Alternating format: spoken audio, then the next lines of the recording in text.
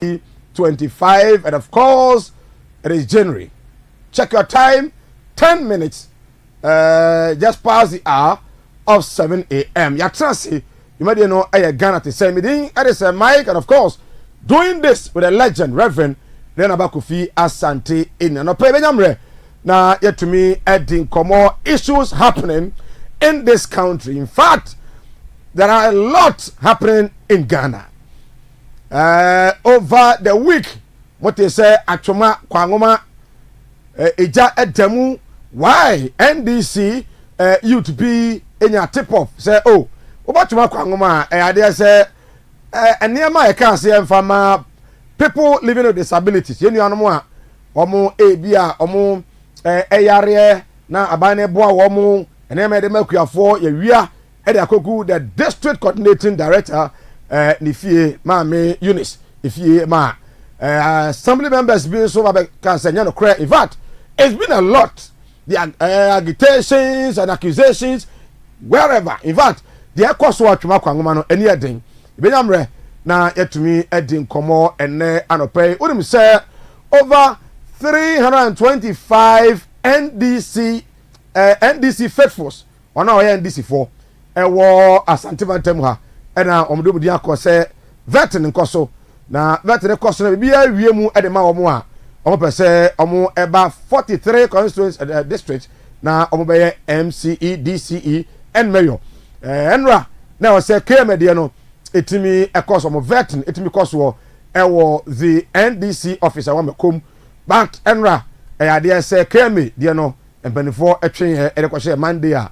The happiness, the Akoswo, the veteran, Ekoswo, NDC, Musu, Binyamre, na etumi at the home command. And of course, there have been an appointment, free the presidency, Abba, Binyamre, on pay, you better share from the education ministry. Right, Binyamre, now dive into the education ministry. Expert to be seated, now, Binyamre, Edin Komo, and then we'll be looking at that of the appointment, Abba, and so the security aspect of it, the national security coordinator, the security advisor to the president, and those people. Now, yet me, Edin Common, so I share exactly saying, and I also is it here. And of course, in this week, and the appointment of regional ministers. So far, been 16 regional ministers or so have been named in this country and in the Asante region. Obahaseya. And they said the regional secretary at the NDC, Dr. Frank Amakohene, and Amampeni Abonidin said, Okovetin.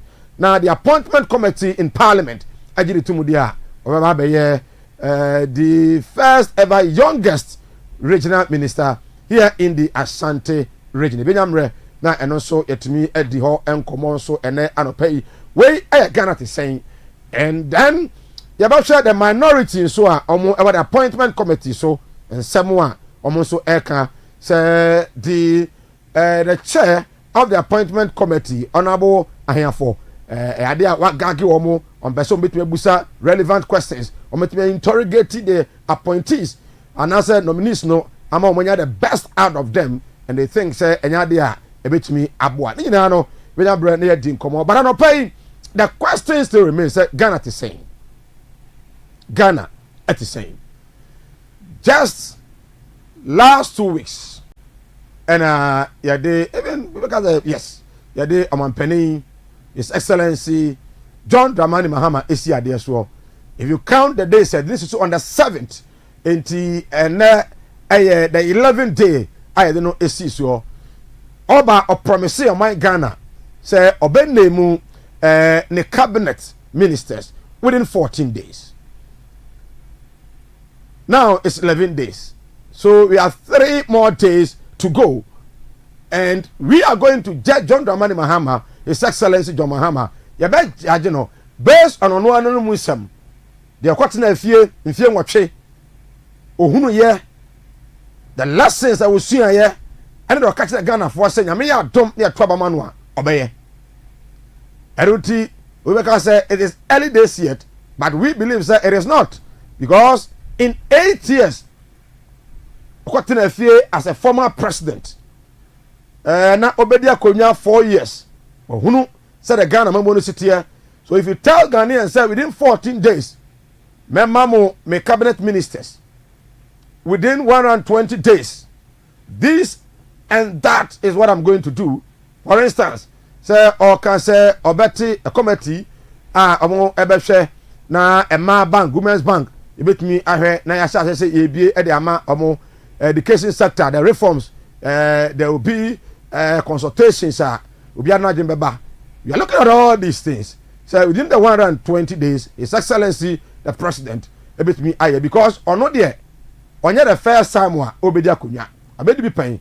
So unim and catch ye. So we are waiting and hoping, sir, you'll be able to fulfill all his promises on the Eto Ghana for him, and that is the contractor on the my Ghana and so ewo. So pay. There's a looming issue, and over the week. Now the legend Ebusa questions be our home, and the issue no eja. In fact, if you look at the recent fire outbreaks across the country, I hear overwhelming. Now, untumi so ntiase enwie. Eja sisi a ekoso my Ghana. That is Ghana to say. Ebi awo say ne sitia. We began the year. You say Kantamanto. Ija dem ama Kantamanto. Yeah. The entire market. As I speak with you, say of that moment the videos of the Kantamanto and the other areas ija no atoto.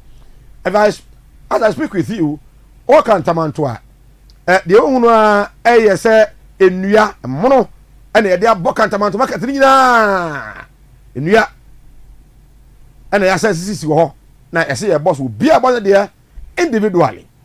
For me, I believe sir, this was an opportunity for the state to take over the market.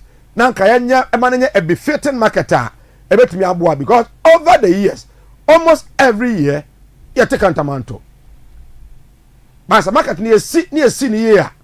For instance, market bit say the marketer ewo Kejetia Dubai, Atosu market, Tafo market, Aswasi market. Once I see market ni ye no, ejeto okra ebeya din say the entirety of the market no be share. And that is a fact. Please give me videos of the market now. I say you know. Enti you could see say ye all these things no ebetumi asia no. But yeah na jadi phone aba na yakeka ne saa ye jane ho jadi phone aba na yakeka ne saa na masa akobo omo own structures. It means that oman no yempe pomasibre emfa ma the various market places no. Yeah there. Kejetia, then 2 years ago, and eja a top part of Kejetia market. Your best see fire service. It will thank you for that. Any Ruben and entire team. And then you realize eja to hono. All those say but because the market yes no in a standard that Pantino, at least fire service to me control here. The entire market I say. The last time I say market biase Kumasi a check. What also there nano da ya see ye nyafo ho and a man say ye.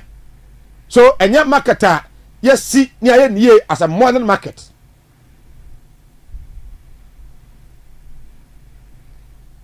Osha just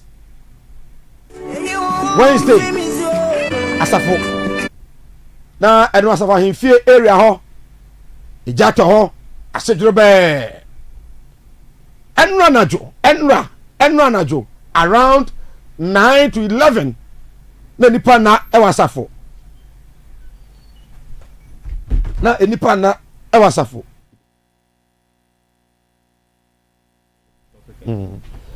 na enipa ntimi enya daje na wasafo adaye a ejato asafo da so aba. And then entire area afita for ho cars ya hye ho enya agro cars ase enra najo ewo asafo na de so aba fitafo no mu ho enya agro asebisi Ghana e kan sa na eja ho mekai almost 6 years ago asafo market eja to ho ye no mo yempaboa ho nyina se dwere be ye be ye kire se ye si market no ye na timi aboa. So it tells you say empanifo nim say market ye si ni ye a ebeboa ye si ni ye a said they just chichichi almost every year no ebeboa ada na ma akwa market amantofo asako but the same structure sir every year on boy jane share adan any market amantofo that opportunity sa monsan ko bobo bisi Ghana ni aka na dey amanyosem. So finding a lasting solution to the issue no yenye a very lasting solution to the issue no yenye ya na amanyosem MBC for na ye MBP for na ye ni eja ne sa just this year Tachimai market ijadam a lot. And consider buying and our buying the bacteria say. The land no one near the marketer. Yeah, and seize every activity. Move all the traders. Let them say whatever they will say. Establish a good market. Come China, Beijing. Market over sub market. Yes. A very big market, a big one. Remua. What associate do everything to be Albania commodity market, everything. A giant to top market, basa say any year. But the SCNRA will be on the Kakosi fitem, Sefita for the car mano. Say, oh, coward, as of that's what about. Move there this morning and check. I say, if you have your car, I was suffer that's what about. Mompoepa. Bompaye ye enra na nyagro wata mo me kwa dey so aba na enkodi nkomo ho era pay hi Ezra 94.1 FM and of course Ezra TV and pay dem say Ghana to saying try for the tell me what is the state of the market akodi dwam market utwam ho baby am me ye adwuma oton ade that market. What is the state? Maybe a dija, a nay, ton niane, vegetables, fruit, or farm, okumase. A farm near ton niane, vegetables. Jubaba, Yasureya, Roman here, Zua from Animojina. Na poto nuane poto egugu fom saa ne yeton nam e fom. Why? Because ye ni dwa ye betimi aton saa ne ma no wo mu nti ma no nyina da begu kwa ho te enya nwansa China ni benya so many years na oba struggled with in health. Ghana ni be struggled in health saa Ghana ni nyabe 40 years e kura na ya sem the health of the Ghanaian unisika kwa basa because nuane a wadi nyina ya nuane a se enhye no fet ya na nye all markets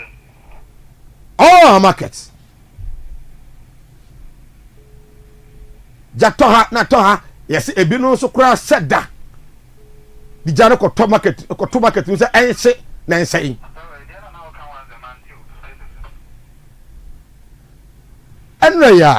enra asafo join your Facebook Ezra 94.1 official Ezra 94.1 official and hafi ede na ba Kofi Asante enin e wo Facebook weba na also what me Eddie wadwenche no ato ho. You like share now the comment ato ho. Anapay anento kan 0531455105 0531455105 obetime the voice note aba and now pay the state of your market saying na baby odija no esitie and this market issue I can want me what is the best solution.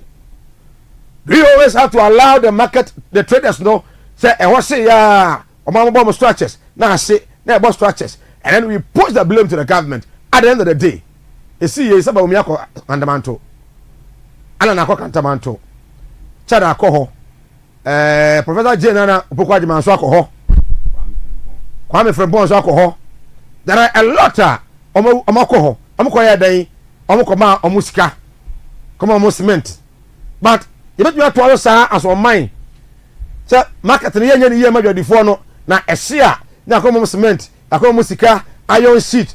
Can we continue doing this as a country? Yen to me fire na in see form. Na yen ka say ne person market no. Irrespective of the obi abeka. I remember Kajetia said I'm for J wants to throw ne you krum ha. But now we have a befitting market. We have a befitting market. 0531455105 0531455105. What can we do? I didn't say I was saying. Me and two can pay. I didn't say I was saying. Market, fire, market. Almost every time. Every time. And there ya crowns on the say. We ya na we say microphone now to be no so we na ye. Now no dey na twam nsuru mu kwa na ya me ya cry as am wajan. And then this for bet me here, and then this one people bet me here. Look at this country. A country that we have a challenge. I was say this solutions no. We are blaming each other. Omaya, you know how I was say this solutions. You be the dying at me aso ano no. When I see some one answer on the boano, a lot of them no at the blame games. Blame games. A lot at the blame game. 0531455105 0531455105. Hwe krom ha. Akwan bebre ho ha fitafo afa. Akwan du asafo a fitafo no timi fa ekwan baako e ho we na no fa. Adaya ya man forecast. Yet to be baby in farm fit for say ya bubu now from here. Oka say ya. Ko. Mame kwa man so. Na many the assembly member for that there Swaba electoral area. Honorable Joseph Enkodi Enkomo. Enra the SC e that there Swaba. Honorable Tianka say Mike ni Ezra 94.1 FM and afi Ezra TV. Bibi aboko there. Boyan komo we understand say electoral area fitafo ho baby ijatom ama asejuro be esase breben. What has happened?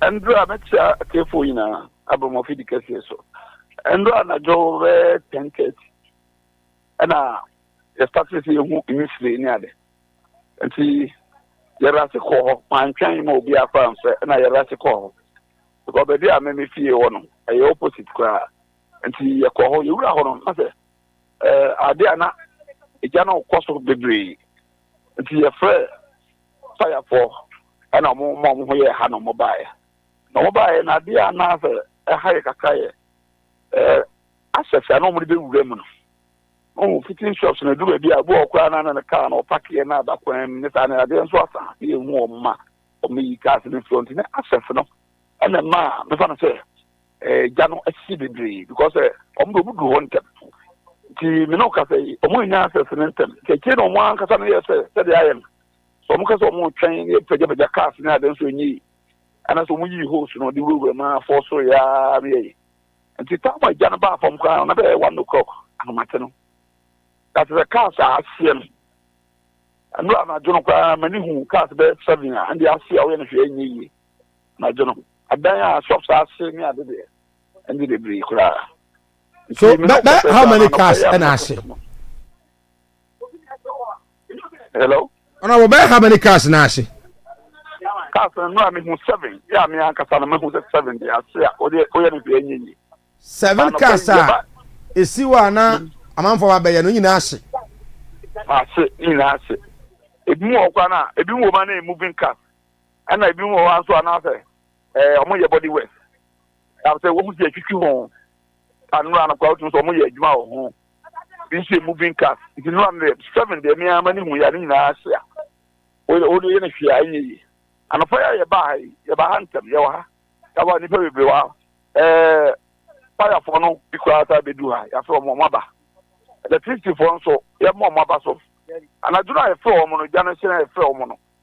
Omo pani ne katem so ono kwa ba fe makum so be yade no hu se jare se no wa bae ana ofre ni tim no mo bae tim no kasara na jo wan ni na no iwie no no mo ha ana pa ye no mo sa wa la ti pon so mo ba so mo ni na ya de omo boa ama zi aba fom kaka but sala ija ana pa ye nti fire for no omo du ye no mo afre omo ka na eba ya ye hwe kwa ebe sa de afa so ko fom kra exactly specific place be ya fa hian kasa party janitor ya wadaroma as a fitam de ya kirewa e bi pa ewo ho a obehu ni kese born to be a winner motors born to be a winner aha ona me fa side ono wagidi kese a ye kan obehu nti ofa efa se Regina ona Regina na eba okay ya ona new plan kwan na eba ruwa yo main entrance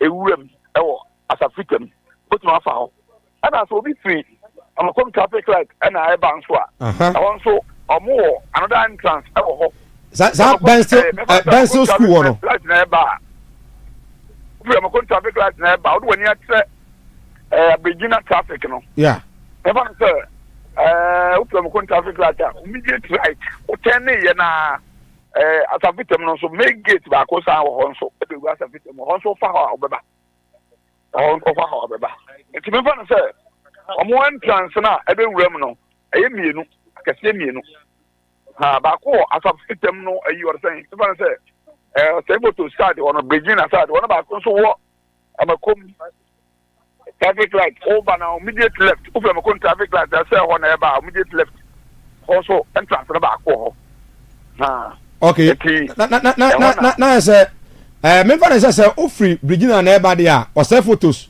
e ho na ade wuram no yes photos me fa say opposite okay obewuram ti me no ka say wo what do we need bu a be how many shops na Ashe shops there be na Ashe because the America the cars no kwa na do ehun be 7 and the cars no Ashe a wo ye na hwe anyi yi no shops no bebre wo ho ya so de eno kwa de egu pom enti entimo encount ma se sie ba sa fit or sorry ya sawo ba ko so wo ya no kasa no ticket shops no aya kase mienu ye wo main ene ye wo ba ko sa ate ne ho enti me fa so free ama ko traffic light na ba kwa sa te nsuo kase bi edo mo ntem ana ya de metaphor bridge afa nsuo no so ama wo yeah me hu sa area ho omuna left and right na omuna ho aka I see omuna ho aka nti shops no se no mo na ye egufom kra uti se de kan enye yi ede na see ede na jareto for now ade see ba me ntu nkyere eno ai ba na jeno na ye obi ani so ayesi ye se jano be kopom se ye ka sa kwa na jano enyaye nti sadi na sie na de na sie na jana be kopom no che be hwehwem ne na yefe e jana nkoi kra nti ye nim ade pa sie edi ana edru this season ya sa na ma we mu na sisi e ba no so a e sie no onyi ne ho sisi ama ho nti for na ye nim. So as it stands now what's the fire service for ho omo ho say omo no tanda be dum jara na the 64 ha ndi omo de omo cast ni bi abe dum jana na say omo ho say so say ayi or say me ba to omo staffers na ba ko na wa ba ha nti wa fre me friend Nasra, I'm not friend no. Eti say our friend or say I want na eba. Me no. Okay. Honorable Yanasi, bibia na ebesa ba hobio, odaroma. Mate. All right. Abuja yene the assembly member or Asafo that there so about electoral area yenua Joseph J and Rakudin Komo Enra, and as we speak now still omo entimi enumja no ewo Asafo that there so about fitafo no mo munum that there so about pa no ase photos wa wure mu no fitafo ho no born to be the winners area ho nyina na ejano ashe about 7 cars there obi antimi fabio that this is very serious. And Arapai Yebusa said, what is the cause? What can we do as a country? Dear Pani bit me aye. Market fires and other fire outbreaks. Ekoso. Again, and a bit to me aye. 0531455105. 0531455105. In your identity via WhatsApp 0531455105. Ija wa esija to ha na se wa esija to ha, and the worrying aspect and it's a baby a janitor uti assembly member was say a very difficult say the fire service for with me enya entry into the vicinity enti ona oye adwuma ho no onwene omanka safety ho, and the safety of adwumayefo amanfo cars e dey aba ho omunia ni omoton say marketer, they don't think about the safety. Say BBC says here na there na besie, how can fire service get entry to the place? Omunye sa there no ho. And how many times when a fire service for so no it me rush such places to ensure say together with the NADMO ensure say there I was say yeah no yeah we be coming the entire area kra no na ebia fire service for kra omo we omo friend say kra not the tender the omo picking so from no oni ba so no na fire service for kra na ebi ni ho hydrant no na ebi kwa the area ho nyina na ebi ni ho to man nsuo no bi a man no de bakwa na san you have to go back and refill. Blaming politicians. NDC, NPP. Sa na de tro me. 0531455105. 0531455105. And I pay the question and it say Ghana at the same. Ebi awo, ebe me hu say de udwa no dwa me ko di dwa na sitie. Ebi a ko di dwa, ebi a to ade no. Say na ho sitie. How safe is the place? In ati areas bi ho ayi nim say ebi atie structures nko a illegal connection. And ya you kwaso ase a and a lot of places was once a man for na structures nkrofo da achi. Ya twen kania come illegally ejata why best the entire area as you only permanent house nyina ezofira amfa ho agekra no waja omso omonyo djuma yamre na yesa yene the Ghana National Fire Service for ebitimi so edin komo erado pay to understand the situation 0531455105 Ghana at the saying ebiawo erado pay amente onka 0531455105 na etumi eni enkomo but yebenya de esi ye e Kantamanto the previous one no penifo ko ho ni benya audio a monhwe na monfama ye na afi yetumi enhwe de betumi aye ene anopai fata mongate o momena yetumi eni enkomo ha okay.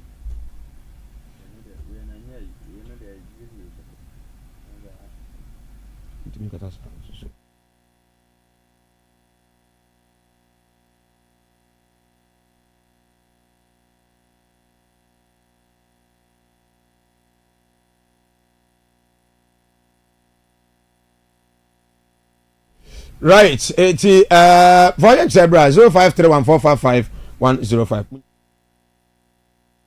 Right, and I pay Igusua a dinkomo ewaha and I pay. But I want to say over the week, I had in information. So an appointment, His Excellency the President, what to me, and so in terms of security, we want to get some understanding. Bambo Musa no said you see to very continuously Musa post for no krum. A post for no krum. Na adeba ko ya na ha me kan wansam da bia say bambo na say aposi for mfama ye no Mr Bambo no say mfama ye kwan ho ye nyina kasen kwan na bambo okrom ha dia minim security na kan wansam no posi for djuma no say posi for nyina kwan ho nyije jawa for sika kwan na ye bambo dia I cannot tell ahomache gbedu na posi for agikwa yi nyina afa but Pia we post ni akwan major road bia we post ni ho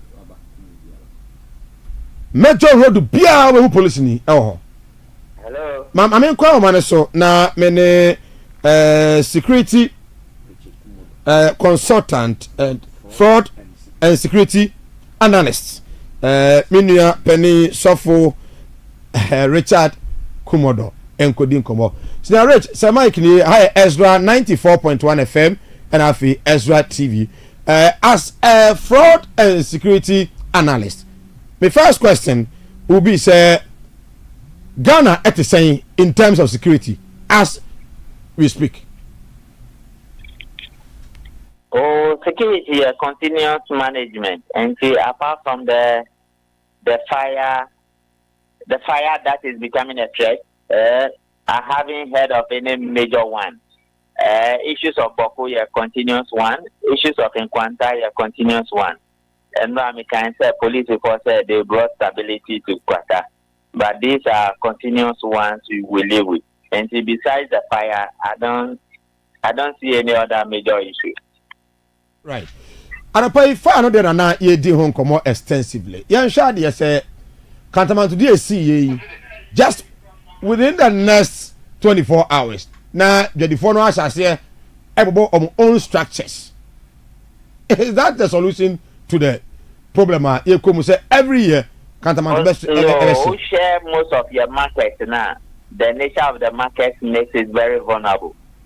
And see am pass omudi our market not in market because of their actions and inactions. What is also true is because of the vulnerability.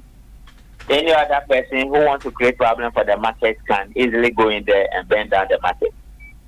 What is also true is fire service need capacity to put up those fires on time. And within these three, Nyama Mabugosono, and then I make most of the fires very violent in this country. But I mean, to the extent that fire about a very common scenario. Then you say the BNI and the police they run inside. Now, investigation or Jama fire service for one, so that we will find out what the issues are and how they can stop it from national security point of view. On to say the nature of our market in Ghana makes it very vulnerable for fire outbreak. I see. Now, share the appointment is Excellency the President Eddie Abba in the security side. Prosper Bini was he on call the national security advisor to the President. Niropa or play anything. Oh, Chaskipo as the director of BNI or my big brother is somebody who have worked with us for all these years. Okay. And the only problem, the Jumana BNI for you, a straightforward one. Osman Razak, for National Security Coordinator position. The work at National Security Coordinator position, and this is a very straight one. The issue is that this is the first time they are using a police officer as a National Security Coordinator. Normally, it's either a BNI officer or a police. But to the extent that Jumani is very straightforward, so I don't think he will have any problem. My uncle Prosper Bani is a top level intelligence officer, top level. Omaya Zabre, and he also Nejumani is very straightforward. Now, Seba, big brother Kofi Bwati, basically, Kofi Boakye is the head or the director of all the security protocol offices Omuwo, the office of the president. The same way administratively, Omuwo the head of protocol. Security-wise, Onusini the head of protocol for all the security officers on Bewoho. And it's very straightforward. And see, the only issue that will come may be lack of coordination. But only coordination, any cooperation free. If you say these are straightforward issues and straightforward functions are Obianim ni rule. And see, almost play rule I don't think they will have any problem. Past government was a position Yedima Kofi Boakye, just that they don't name it officially. But in his case, Yayenu publicly and name it officially. That is the only difference. Other than that, these are straightforward rules. In the case of Kosobani as national security advisor, the NDC doesn't use a minister for national security. They prefer to use an advisor. Obekaya Kofi Boakye was an advisor. Then in the last John Mahama administration, I think there was a man, I've forgotten his name, who was also an advisor. And see, that is what they want. They want a security coordinator, a deputy security coordinator, and a national security advisor. And that is what they are always used to. But in the case of Valerie Sawyer, she was appointed as an advisor on governmental affairs. It is the same role that Mahanso Prosperbani is also appointed as an advisor on security affairs. And to me, this is the line it goes. About reporting now, what Chaskipo does at the BNI will be reported to the security coordinator. And one of the things of the security coordinator is to coordinate all the activities of the security agencies who make up the National Security Institution Department. Now, or no, what report the presidency. In its report to the presidency, of course, the National Security Advisor will be there. If they want to call the Kofi Boakye into the meeting, they will. But no, those are their decisions to take. And see, this is the structure, a very simple structure, and this is the way it works. Oshe omajuma die no any that of the IGP mo die no and conflicting. Oh, okay. So what the president is left to do is to appoint a Minister of Interior and an IGP. So if Dampare is staying, he will just say Dampare has been reappointed or is continuing as an IGP.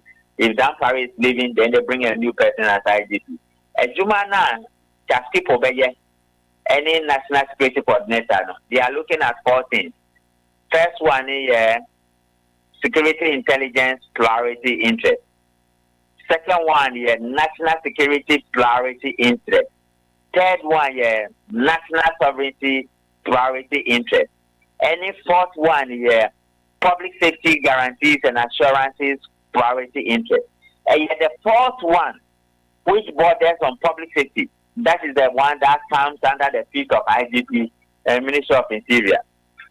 And see, to that extent, and now we have an IGP, we have a police. We don't have Minister of Interior, but frontline policing work. So that is the structure, and these are the interest areas each person looks at. And I don't think there will be any conflict of interest there. You've been in this service for a very long time. Say, on your opportunity to advise, say, the president, will you advise him, say, on maintaining the IGP, Ira Dampare? Oh, me name perspective on this one.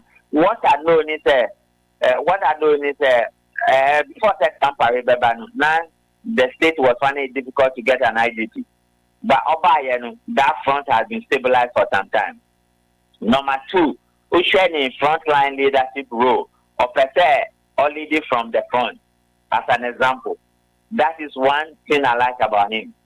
What is also important for Dampare is Jumabi Akodi, and after some of the things he did, he has fallen into a very major trap. It was top on.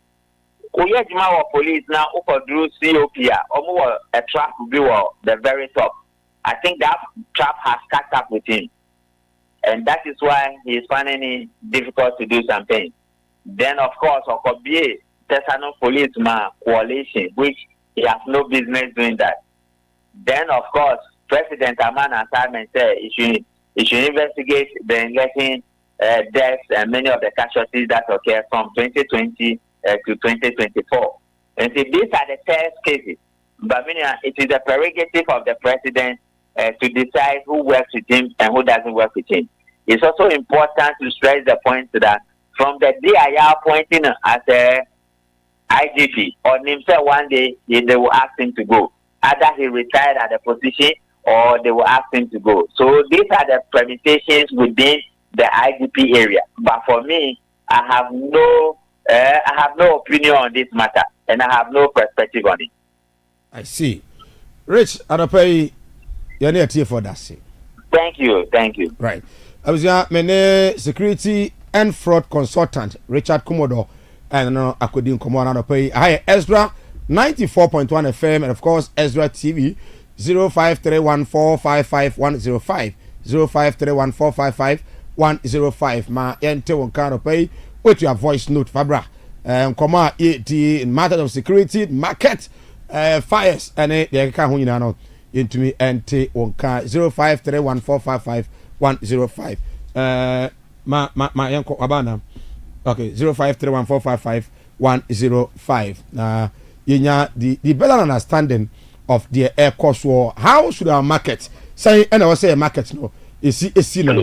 Mame call man so na mene minua penning DO3 DO say 3 on. A2. Okay.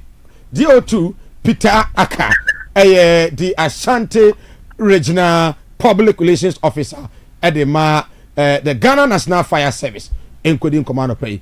Senior Otemenka, all correct, sir, Chief. All correct, Junior, Mike. Now, it didn't DO2 Peter there. There, sorry. Why wouldn't you never say? Why wouldn't you never say? And I idea. Market fires and other areas. You see a female boy and come but how many areas and now my record they say Ijato in the Ashanti region? Okay, so Medasupa Minya Mike and Anope na Medenchia Specia if you don't just say abre what for within the region Samia Kasaidia Yananam over 90 fires from first up to Sami over 90 fires and within 17 18 days no over 95 fire outbreaks.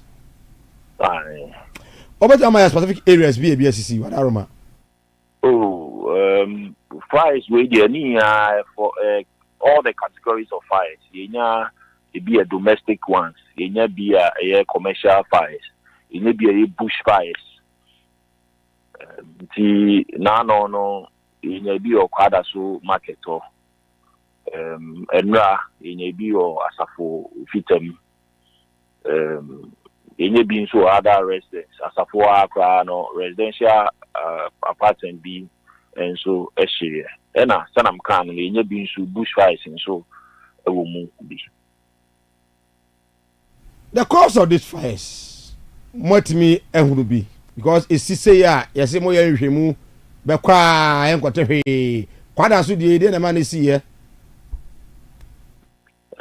Quite as so dear no. In fact, the last time I maybe said no, normally I know a cause and origin of the fire, and after the last time I checking on it, it can identify where the fire started from.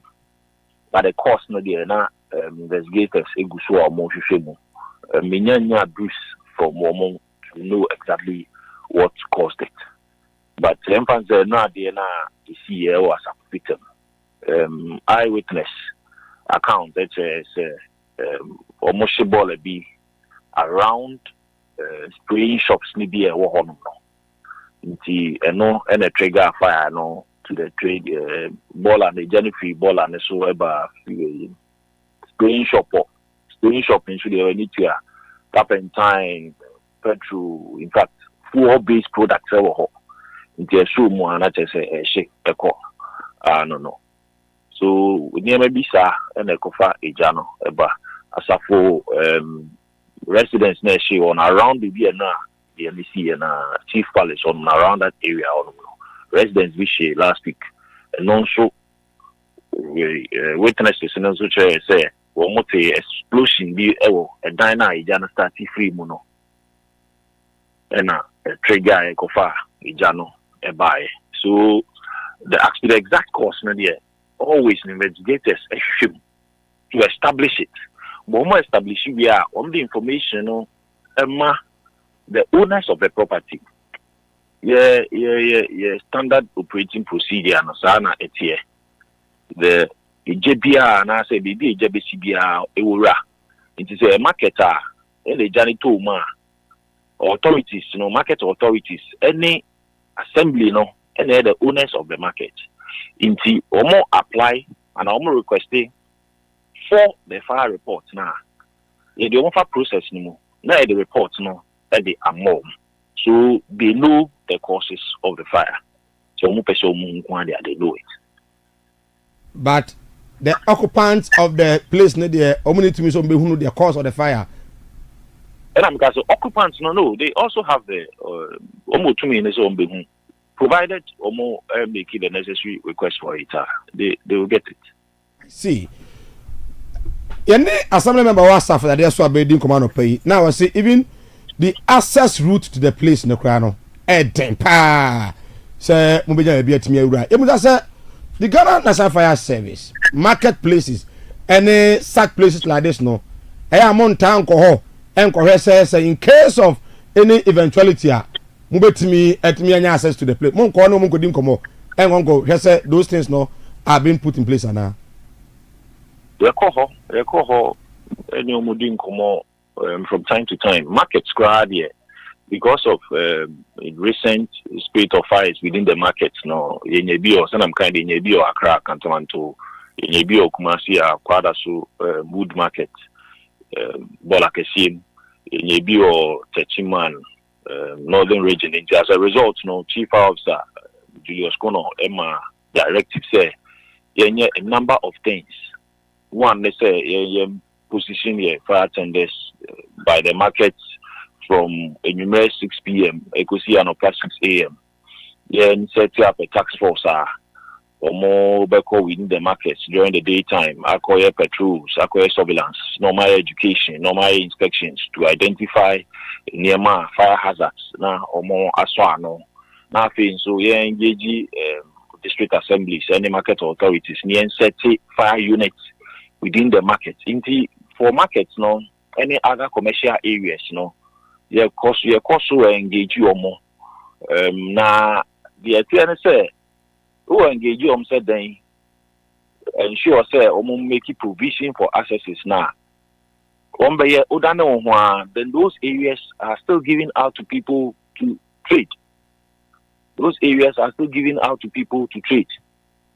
So what say as individuals, I mean who say it is important for us. BBC getting access to these places, for us as individuals. And for emergency services as well. Because BBC who nipa na wo wakoti honum atenano obi within the market enya kwan empie easily. Those places have been made available for easy evacuation, easy movement during normal business activities, and easy evacuation. And emergency service kwan meet me also access the facility and offer rescue and other services. It is more blocky quina, and I say, it becomes difficult for us to access it. It becomes difficult for people to also go about their normal business. Assemblyman, in fact, it was a major challenge for us getting access to the place. I said, make it available, and I will put Peter Munzuria, even though they will still park cars and other things also there, making it difficult to go. In the do I was a parking or baby near to a hoses now to where the fire was, and it is bad. I mean, a more in various markets no more. Even for the planned ones, you are making provision for accesses. Say normal business, nipa normal movement are omitting and moving freely without any form of obstruction. So emergencies issue are able access to the markets no. Baby are available not authorities no. At the Wama traders to do their trading activities. Baby will have fire for it may call echo pam but at the end of the day, no pam we are over Kodano authorities are on the amount for. The any plant markets no crowd and I just say honum the bobo because honum the nipa kakra shiano mono decided to make the place a market in space will be no. I mean they are using it to sell their activities. I sell their wares. This thing is a difficulty for us and it was so I 2 more. But I was as individuals and so you say the need to keep those places free from every form of obstruction. Right.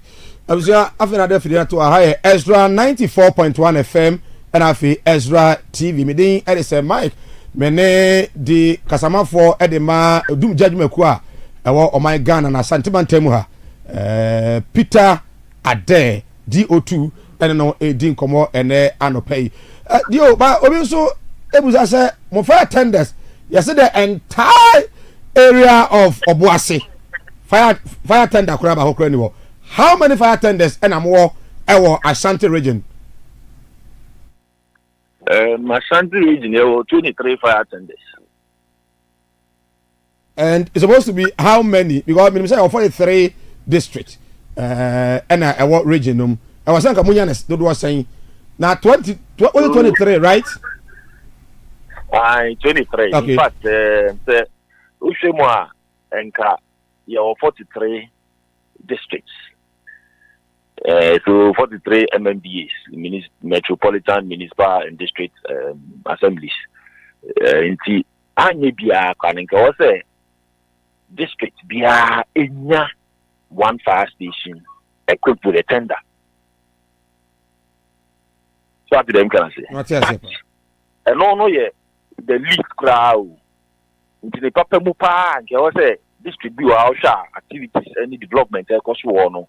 Was so in the Osi 2, 3, 4 fire stations. 10 fire stations in the Bay.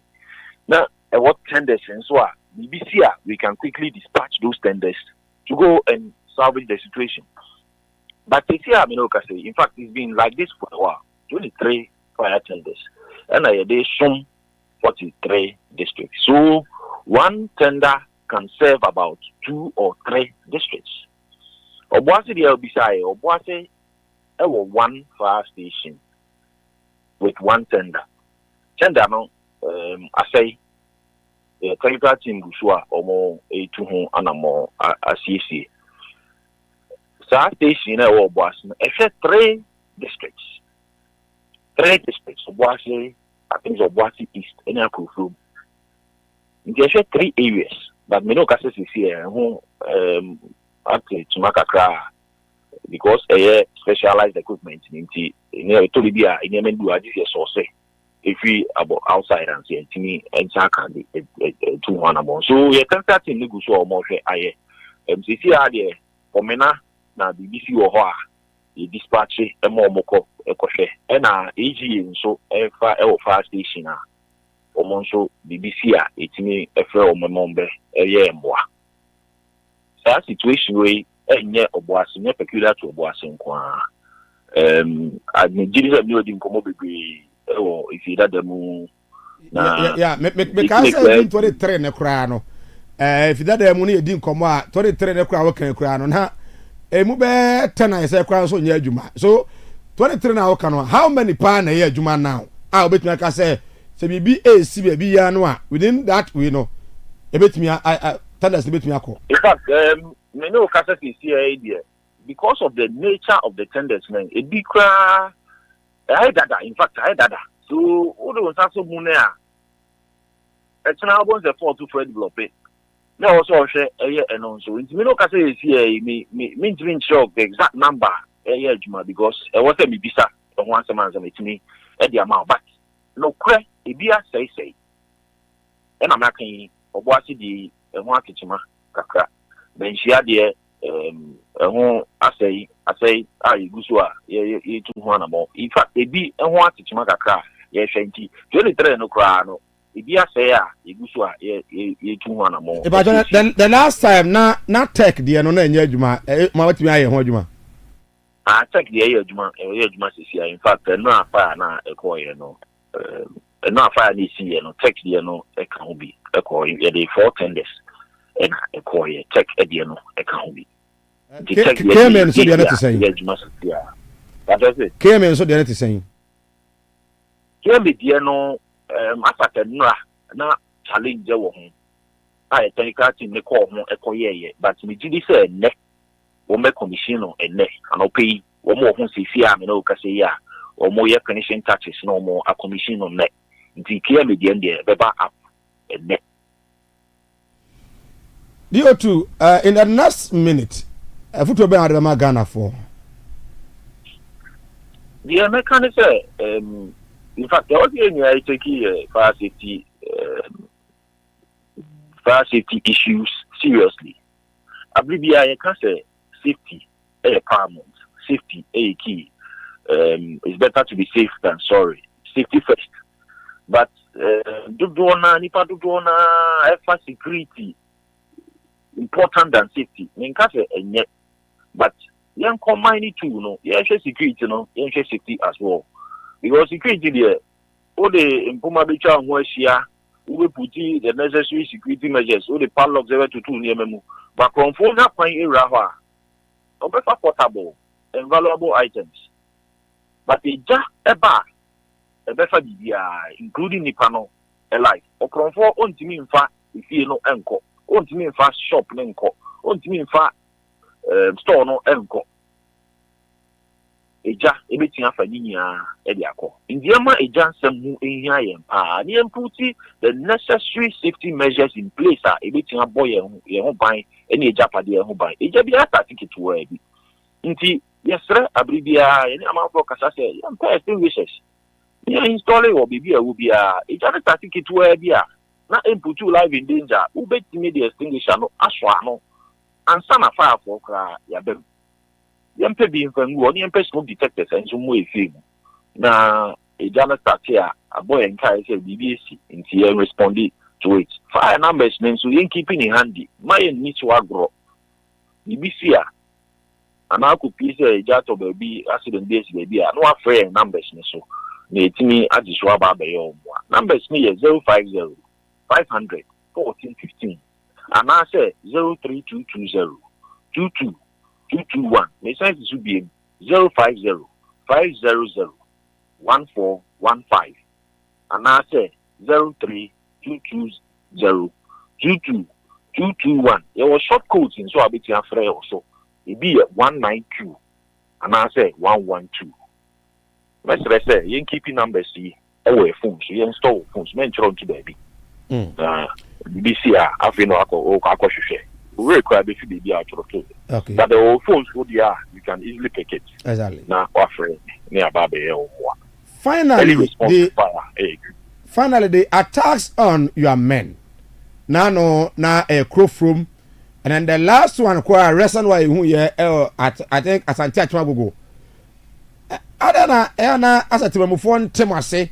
Is that a deliberate say omo frame omo be delay we say omo run commentary ya twen mo ama na se awie exactly what happens between timamuni no a ne bibi ehye no ene fire service for eba ho no e na de na esinti a mukoduru ana ye manso say asana o kan no ano no say omo timamu for no nte adwuma na si eye entia so the best way to say,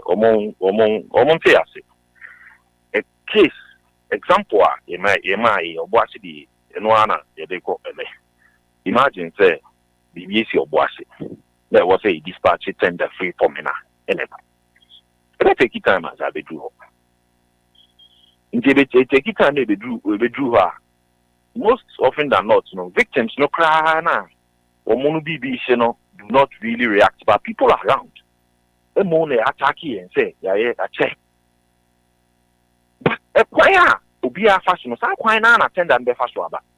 If you for me now, if I take it time and say, do say helicopter cry and a bar, if I take it time and say, to me, a two, Eddie Abba, in the amount for I say, the choir now been you. Obviously, they take time and say, I respond. The first station will say, maybe be an incident, me, AC pair. It will take time to get there. And now, while I'm free, I'm where money. A lot of the time, no, it will be difficult for us to know. Into I didn't see, and I also buy a money. Not yes, you see, council. But men found some custom and attempt to so do the June 7 months were free. Free crackany, and so I attempt to say. We be doing send the sequence so a day abba. Most of the you see around the OKATAKYIE near women saying crew from Adrian Quanta, Nancy ABC Konongo. In fact, Konongo tender so I say internet was a as fire this year and the dispatch a just so and a coffee. A just so it will take them over they will drive over 40 kilometers and so much you go do Nipan say OKATAKYIE. Abobo kano lights no glass no any America can and now being to see fire BC or things abo areas no bako slam fire ya call ya almost see ache almost so atake air pie and go for no abo the via HCM so they have to withdraw now no ABC man ponting in fact man ponting the name say mass and any 3 days Chinipa no bako ama they are arranging before court I remanded no to reappear on the 28th of January. I remanded for 2 weeks. It is near my question a man for tea to manase. Akadia was here. Yeah, try say you be used to in fact. Senam Kaina, I check. I won't go crying merewa. They try every time they are to put it in a state of ready. See a bit in the assume amount for sumpa. Yen be there, no, any they sum amount for. Or Montias, no more money into me sumo muyi. Rather than so more AFRIFA. Yeah, but now she see a child. Oh, Pamien. Oh, pie, oh, to a boy. Now she see we are a numjano. A jamba coswashi. My coin, my numjano. Say, Bibi wa. Only paying for attention. But so Pamien, who says you are AFRIFA, one my kwami and Numjana, a jana because washi. It's ever said amount for Omoyan to wash it, no more in Sumo, rather than so by AFRIFA. A more dear, a high empire. Dio, I'll pay any at here for an Asipa nombre. Mesuma Asipa say Mike. There was a Oman Midre, best studio now. Yeah. Some crime say Nanka last week in Kibisiana meant to be on for office. Indeed, this week me found na Yapem Rubber Studio near Bedinko. All right. Right. I was many the Ashanti Regional PRO Edema, the Ghana National Fire Service, DO2 Peter Ade, and an pay, and no Dean Como or Ezra 94.1 FM, of course, Ezra TV 0531455105 0531455105. Ma memma before kwaba na yenin command pay.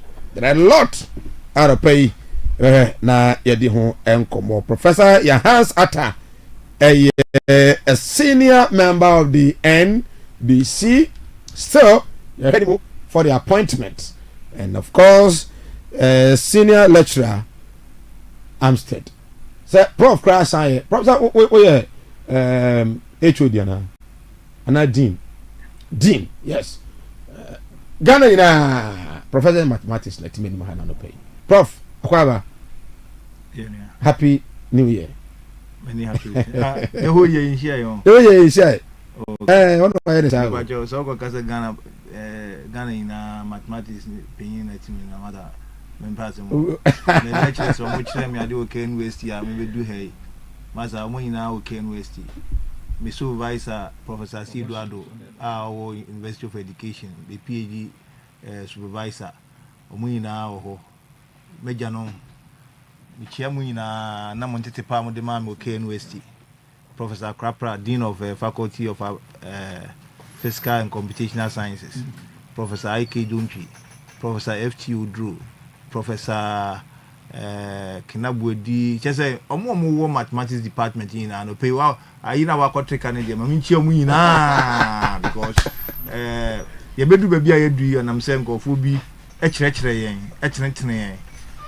then you better be a do. And see, my men for Queen so.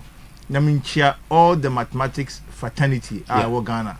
Mama contributed to my career in especially the supervisor Professor Siduado, Professor Puti, Professor Aswa. Muina Winiba. Maybe a month we will see no catcher. Yeah, say contribution of my brother women. I value it and I salute all of them. Say I Mike my everything my main faculty so me shira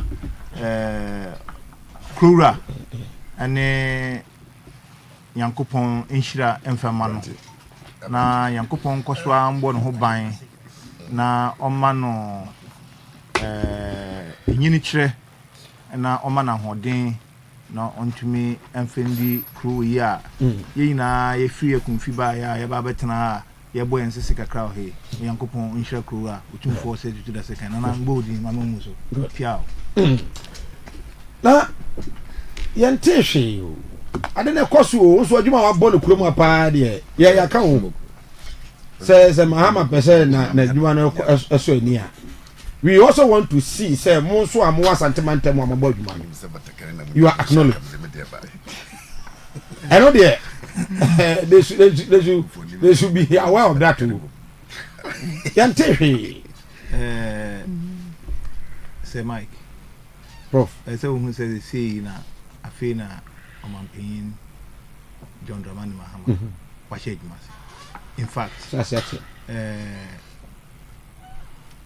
there are particular agencies go say ufi say which me any obia ye dwuma yi a say who say oh minister take office what you make and I don't think say achesa ye when some say Yankopon ede Yahudo etuna kuma so a betumi abo edin bi na yenso de yayi ready de bi obefre bia no beko akoso eduma no yayi bi right na ode Yankopon adum to yenso a beko na yakwa akoso na yamagana enso abaye krabohwe nti ministers you have been here nominate ya ba vet when I'm general you also deserve a ministry appointment when your position as a minister and so same prof and so same but I say I'm fuchini ebi and na American say ni na nkonko wie ni na no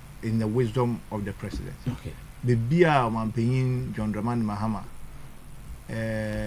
obe ni baba beto menim ebebo medin se ya hands ahana mpese ukoboa me na Ghana na ya reset no e be reset ya fa no obo medin a na ko na me na koso right ba ni abedin komo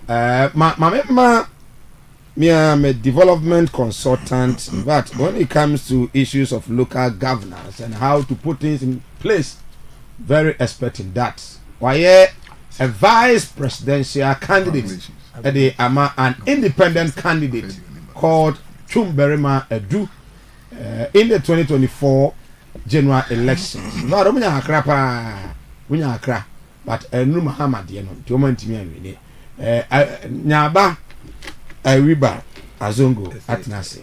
That's what I see.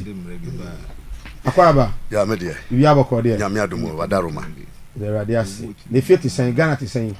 Oh, Yamiadum. Say, sorry, I yanti, Bonibia.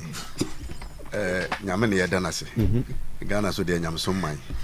Na yen naso yes a bompa yes a man for flower by Yawns Americano or Tupa Bibiancos 1 na Omunsi Quantona Ghana Yam Puntu Bibia Ghana because of Americana saying oh Americana say only cabinet oh Nyabotre won say the other time me baha me ka say John Mama one of the luckiest leaders are yenya more in the Fourth Republic, because normally leadership no betina akonya no so a etimi fra wani kakra na ofiri so wia ana ya ohun se no mabu ha ka me hu ya ka me ye ne se nti bia seselenje ekufo otwe ya sure so otwa mas ka me nya akonya bia mu a ka me hyehyɛ no ma bi that benefit of hindsight no but Mahama ne de ono kwa na Mahama watimi aba one term na walusu na wakwatena fie beye 8 years I observe na wasa babiem nti wotimi so wate wanyina no chese sa scenario no enya common so benya a opportunity yes opportunity comes but once but ono the end they about twice nti wotimi se wosi kwan mu a wanim medwe betwa ndam ga was 3 ministers mkura wode omu baaye no o hwe omu nyina na strategic ministries o hwe na omu nyina no don jinapo say no we deputy meboa energy nti just we understand when nyina some race so the energy situation where you be your experience not just academic credentials nko and I also wahuru ne na by substantive minister and I was share finance no so at force so understand you will be or will live the experiences in African concept in knowledge and nya de wakusua no abonten kwa na de kan so wa wote ho so wa me kire no de wote ho no wonim bibi there so na wo so wasua adesan kura wodu ho no mu a you empty your glass and you hand over the stick no rather akire wade nti e bia obakwa kofo obi onim de ne chen atofo nya ba baba bet no ho na atofo osi ni nim baby o chen odo nti oza hwe the other one ya doctor ayene ya oza no ye deputy so wa I just understand ne boss once ono a wasa wahuru na ba be substantive enti no hwemu a ne boss no so na say wasa ya ne legal advisor enti yes ya no hwemu akwete say omugina chire experience bia wo hono mo a they have gathered enough enti jo mama de na nyam won say wa hyase na because em say record time say president ano sika ya mana animu nkakra na adi starting wetima kwa West African countries in akwa kwesi so aho na mekra de megidi say so oyere no ho bo eduma ade ba ku bia na me akire ma adwene a I'm not a lawyer there but if he said we was here hweniye on the aka say John Mama wa one term there bia my dreams are no one term say one term me dream who say obedi akonwa no so a ewa or one term who say it's assumed say obia Ghana ni bia with 2 terms but ebia 1 term no 2 terms no in succession say me be di so no the two abawie continuously me say ba me ntimi nkwate ba say ma ba be di 1 term na makọ obia kra nim say meba biem na ma say ba ewa it's assumed say ewa bia akọ me ho me pese ye hwe hoye or one term me pese ye hwe hoye because it's automatic juba ba no e was say that term na shigu now oba as afresh me process ayi ne yehwe ho yi John Mahama want they say ojuni ho John Mahama ejuma say o pese Mahama no me can say me pese no me just me say me should look at because me I am say e be oba 2 terms in succession consecutive sana constitution but said to say good luck Jonathan bedi 1 term a wokoye wonye na adwene kura so beba biemu so am de che no but e bia wasaba ontimi nkonko yusu anyway me dey lawyer there but to be frank with you let me cast a video me na be a UTAC president e wo Amstead and my first term na omoyi me free ho and obi bae no emu na Amstead buy because every time them go University of Education and Amstead buy and in the 2 terms you within the 2 terms you na maybe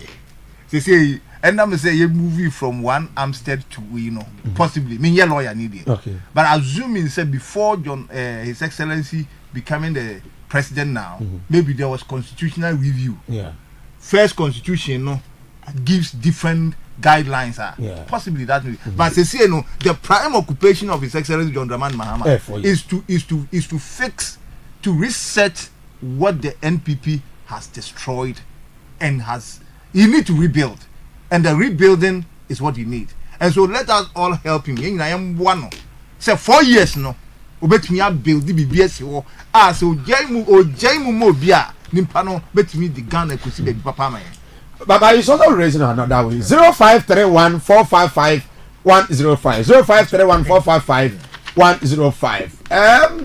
Would you agree with that? Abia, I say constitution. Be chire mu yesa Mahama or uncle just this term and I say also we need another term consecutive. Why did you say? Are you a student of law? 0531-455-105. Voice note, Fabra. 0531-455-105. John Mahama, only another term on contour some you know, 8 years. And as a woman say, what 4 naka won't channel uncle. Sana Branotia. Ma mema ben panso akwaba na afi yantuan kono Frank Ofori Bempa NPP secretary edema the Bantama constituency. Mango akwaba. Yeah, menua. Ibi abakode. Yeah, adom na na yekura mu a. Happy New Year so. Same to you, my brother. She almost during the campaign season, and I'm saying flash your home 1 or 2. That I know only the way an atmosphere na ye. You know, through your wish am kura no. Waving luckily enough and then share yeah. Doctor or Professor Hans, Martin in several times or medium so. But then the first time Asia, and then I take it as a privilege to meet him. And on my left, we are senior. Okay. Well, I brand you.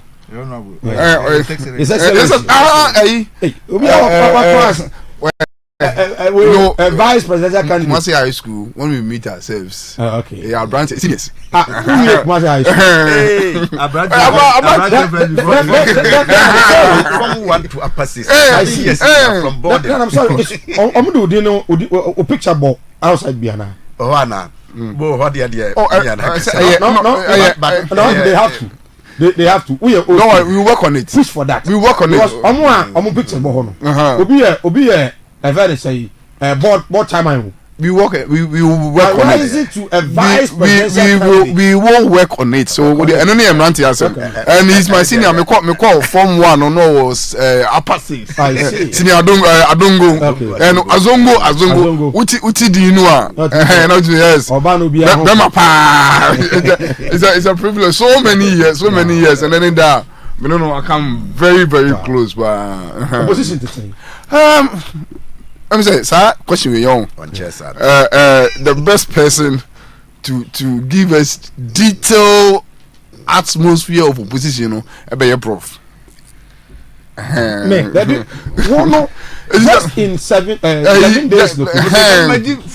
years. All time, no matter position to say.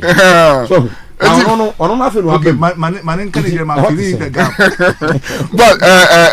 really a tough situation, tough time in opposition, and we will take this opportunity to congratulate His Excellency Dr.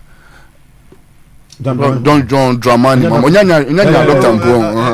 Man doctor back. John Mama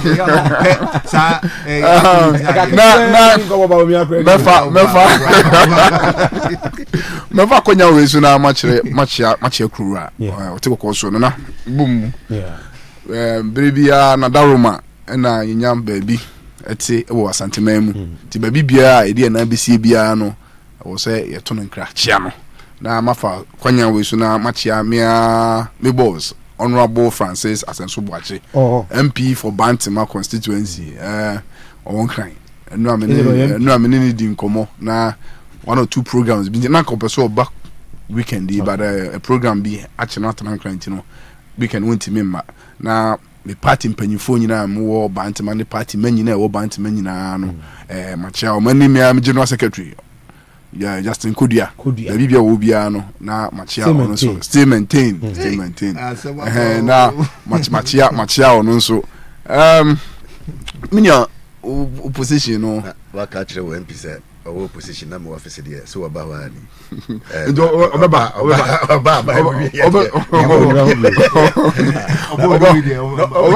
when you now be our position na my office so this original be this say Baba musu na musu pen baby at say ja senior don't go there ye nimu su no nti don't worry MP beba no be din komo I said my Mickey ye be din komo why Eji send na question buza me no position say a stage for reflection and learning and correction. Okay. And I believe say as a party yeah status are to you win van it wasn't our wish to be in a position, but that is Ghanaian's decision. But Musawi, we are secretary of Bantima, Florida, of course, some years ago. A dear Panama elections. Two major issues on elections. The major event I make us a mere lose your election one the decision of Ghanaians. Irrespective of what you have done, what you think, what you have. When Ghanaians decide, say, your time is up, your time is up. Secondly, I will also say the apathy when a bar yem party faithful so nimuno has also caused us. And these are the two major we are ama yelusu season. Right. My shas your prof. You run common and Casemo. I just 0531455105. 0531455105. About that, what voice to tell me and son maybe and run common many better 0531455105. Yeah, more voice to the crowd, now fi emfa dia kanu enguremu, but that concerns are eba concerns eba bimo. I think that Mr. Jongo Tia the okay and you don't quite there has been a lot of people and many people are more cancer 70 pa say John Mahama the co 8 years and I say who be here now your constitution mo na any amendment and even people are still saying say if there is a review in our constitution, the amendment in the constitution, it can pave way for that. Only Mahama and I say only for ya journey say it's a John Ramani Mahama say or your constitutional review for 8 years. Now ultimately echo 2 terms and 0531 455 what's up? But I am a crabby about an brief constitutional review interpretation. Can the interpretation. Good morning, about Ezra TV. I want to say, any Konya, Ejuma Pamodi. Coming Quadia, Camedia, make us say, Ghana, they say, he'll be above war minor.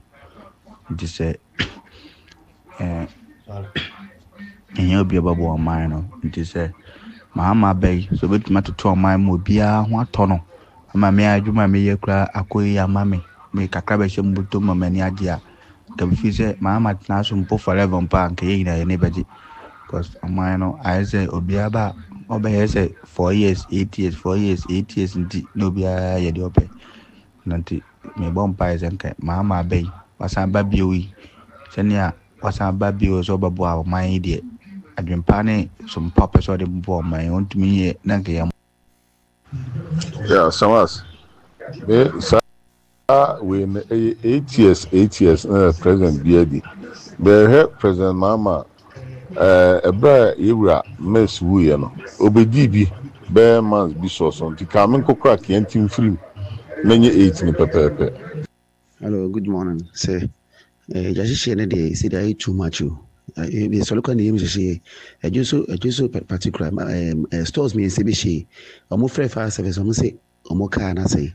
Omu free chapatre ba mfi chapatre be do atwaso na stores me ensa no na ahye yeti ya yempenifo edi so omu hia V8 dan fire service for car Ghana ha nyina isi aka 50 50 no so bi so asasa say V8 miensa ana 4 me to car service for cars mo impenifor the CEOs AGP akase say president say CEOs kasika no boabo no kra yi a it me to fire service cars e mo the service panye me ma wachi o anopem ye Flemi James me so me question am bi sa ne say NDC ba power ya sha to say a police for omla kwan ho emergency sika na sesen omoma yehu he say adwuma no nyo ba bi obefa bia adwent bia police for ni gina so a ejiji sika yesre omampanyini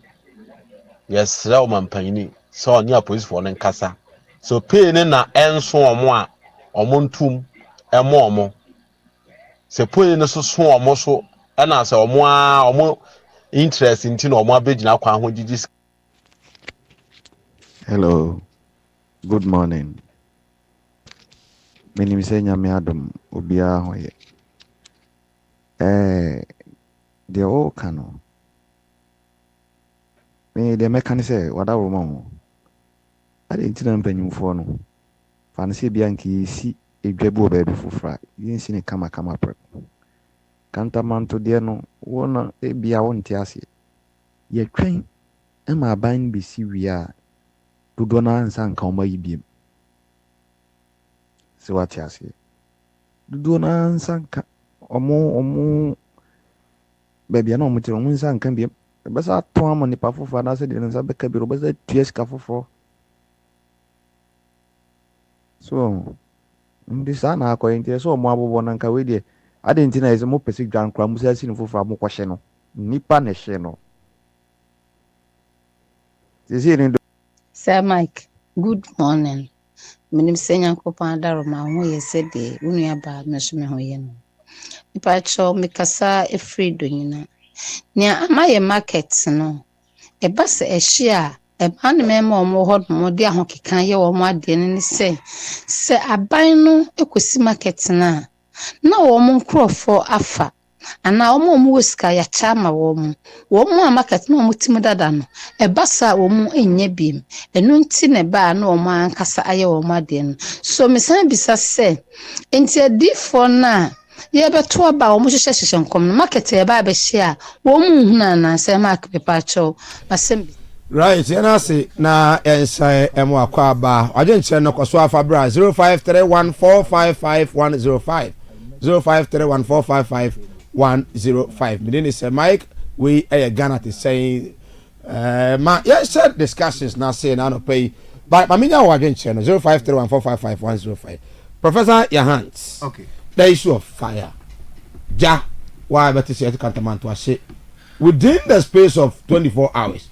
na you the phone asa bo structures ni bio and open fire service dey come what say almost say 43 district in Ashanti region almost 23 43 almost 23 fire tenders and even 23 no more than 9 enye juma now the entire Obuasi any fire tender in the ejato Obuasi a was say e free for mena and akọ as we speak konongo any fire tender the ejato konongo a any agugu area I just a car free joso and akọ even KM fire tender nyajuma Mintio, what can we do? What should we do? Sir Mike, my minche etifo ina. Na minche am regional chairman na kwesi. Yeah. Regional secretary Dr. Frank Makoye. Yeah. Ya iboni din say omeye Ashanti regional minister. In fact, he's going to be the youngest minister in the history of this country. No, youngest regional minister. Youngest. No, in Ashanti region.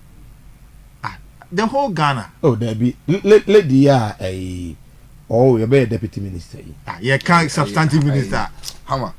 Victoria Hammer. Yeah, can't substantive. We'll say deputy. There's difference between substantive and deputy. Okay. And you know, in the history of Ghana, the youngest substantive minister ever to be in Ghana, unless my records are not that right, is Dr. Frank Makoye. Okay. And Meda John Dramani Mahama, His Excellency, say he continued to have hope in the youth. Don't him say Ghana say Ghana, the future is for the youth. The future must be built today. Okay. So that youth bit me benefit better. Na de bia ya me ka say see future in the youth. Na decision be able take care about affect future in 20-30 years to come. 70-80 years people take the decision. When it is time for us to enjoy or suffer the consequences, sometimes they will not even be there to see the decisions they took for us. So we blend the leadership. The youth will be there to protect the interests of the youth. And I know, say, no, wait me up one. And kind of executive Amaka region Mune constituency na account say, Muna Boduma, and then this year will be a do. Yankopon, Inshra, Omina, and then I am fighting Pantai, a man paying John Draman Mahama, then I be a free nature. Say, a bit me a year, Jumama, Ashagana for any, Magana for, and what all, Monina, yet me, baby pa, Egina, or Ghana. But make us some chro. Market na share. And share na. Your friend is saying Holland. University a jadifono asha say omo ebobo market no structures no. A lack of trust in leadership of our country. Okay. Me lecture ba kon. Na ne ma me ton ntuma wo KGT. Before ansa na ebesi KGT Dubai.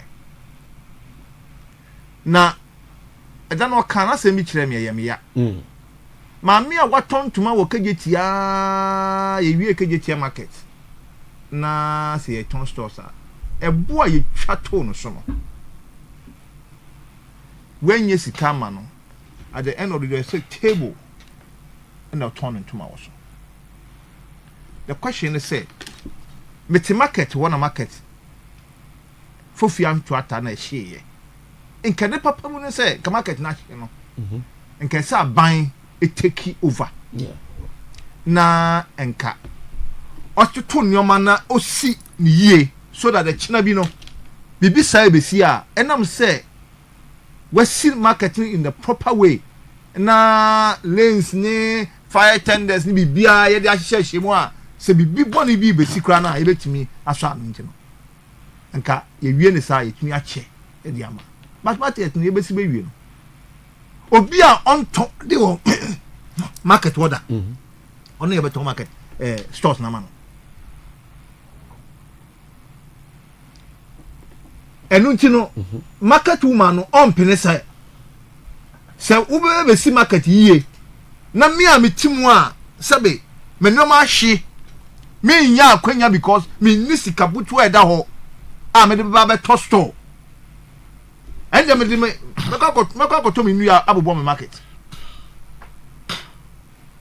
And that is one of the things ye ni gidie we paying for musa say ye wie kra mo amode ya no kra no metimi agina ma yen Ghana unim say ade ba ko say Ghana na say si ehu sa wo ye problematica ye sort out you ya kawanu tum ne mbu nkaifo no e wo ba bia university a timu ye hu sa wo ha adwen a ye mpa bibi ma on kawanu tum adwuma ye wo mi ye hu sa wo ha adwen a ye mpa bibi ma kawanu tum then ye mbu nkaifo na aka no enke ye dem ra ye adwuma wo man ni mu a enka sa mbre wi ka kantamanto hie enka ban ba bia obenya your friend say loan bia na nka wakọ gi loan se sika no bi da hon so a one ma be within 1 year what find the best way a we hold on to omo a na mo ye adwuma no and there's a stipends kakran na ko betumi ja ma omo na mo atumi survival wo ma na omo mba kra na because we person we ye bibi pa bi e di ma da chinchirima e wo omo di dwan nti na omo ye ya we tu kra de omo mba to scholarship so kakran na nka omo nya because adwuma ye nyina ye de hwe efie ni exactly nti wo be wie sa no wetumi 1 year 1.5 year wetumi de sidwa no modern to say KJT Dubai wo wie a enka ne papa mu no na nka ye de ama omo wie adwuma wo ho ne dada no and before we wie no so no we create more because your friend saying we movie about 30 feet up enka so ni na da ho ye yusu ye wi nti nka wo see no high rise building stores are nka we ma a lot of people opportunity but because yenji mpemfo ni because we wie no mpanyinfoɔ ba bɛtɔ stores. my prof nkosi da bɛn because yɛn nyomu ni na every year biara na ɛɛhye ne yɛ ne se ya nkosi da bɛn. eba kejetia yɛsi yɛ ehu yɛ ɛnu nti no change in government ɛna saa gyahyehyɛ wɔ yi nso no ɛbɛto aban wɔ yi abɛyi mpofiri mu nfa yansua ne yi nkraa ɛna gya wɔ yi baayɛ ɔnyɛ handing over the point is say the good news ɛbaayɛ no sɛ immediately after this you know ɔmanpanyin John Mahama ɛkɔhyia wɔn megye say we should have what friend saying yɛmfa nneɛma ntoto akwan mu a yɛkyi mamufoɔ no bɛnya gyidie ɛwɔ yɛn mpanyinfoɔ mu ɛna yɛn mpanyinfoɔ mfa yɛn no fanfa ɛnyi yɛkyi mamufoɔ ayɛ ne yɛakomadeɛ ɛfiri yɛkyi mamufoɔ no mu si yɛyɛ ne saa na sɛ wo ni wɔn kasa a wɔn gye wano si yie ɛna mo sɛ wɔn daadaa wɔn we should instill confidence in governance. Debi aya meka say MPP lusu ya me nua secretary me kama me kind of crunch ro e didija na mu lusu aba no didija no ka party mo wo lecturers mo wo me say middle class people na ma MPP win 2016 o we ni lecturers kasa oh na akufo ado de ono ye no nonsense man obabaye we masa lecturers amu ni omu yeyi na wutumu hu se lecturers be 2 3 4 no ape bibia ma omu kra na omu pe bibi ma omu wi a omu mind other people ona me kire no edidija na ma mu lusu aba no na se edidija no na MP NDC mu nso a NDC be lusu aba ena me nimu se omampanyin da Dramani Mahama kotna ase no we hu sa nyoma ni na kosibotwe report oye no a sebe kosibotwe kra wi ya yamia fofi anto ata wanhu ne report ho aba ayeye report no da hɔ John Dramani Mahama his excellency okan ɛna ɔde hyehyɛ nyoma me kyerɛ sɛ market hyehyɛ no ɛyɛ adoso number 2 asamba ko nso ɛwɔ ne sɛ 1 minute ɛsɛ mu ma yehu sɛ market na ɛhye no Ghana sika na ɛhye o individual sika no ɛyɛ Ghana sika because sɛ ɔtimamu no owo sika ewo adwapade a it is within the country enti se bibia ye be ya ede egyahyehyia baba bia no momma ye hu se first e ka yen nimpa no na be ka oman no ye pamochew ye nim for the past 3-4 years ye hu sa agyahyehyia and I come out say anytime behind this baba ben bia ejahyehyɛ no e don soro do. Oh yes, you just check 2012. Look at the statistics. Ye pamucho. You see, pray for the peace of Jerusalem. Because in each peace you can have your peace. Hwehwɛ Ghana amemwo na ye buono. Hwehwɛ ni ye die kan. Na hwehwɛ sɛ Ghana betumi agina ba biye na sɛ Ghana gina yie a wo gina yie. I think it's in the book of Jeremiah. Again your friend trying the yeah politics in na ni na account. Sure. Pray for the peace of Jerusalem. Pray for the peace of Ghana. Pray for the success of Ghana. Pray for the well-being of Ghana because in the well-being of Ghana you will be well. When you say me anka sakra bitie a time came in the history of Nana Dankwa Akufo-Addo na Benwa nka pese bitukwan. I have never thought of traveling before. Didn't see it. Master, when you don't feel secure, sometimes when you are even working, you would want to travel. Okay. And you know, me nwa to here say secretary mpajo kan wakuma to here. Kan wakuma to here. That's it. Sina man we mo. Na bua John Mahama. Mami bua man.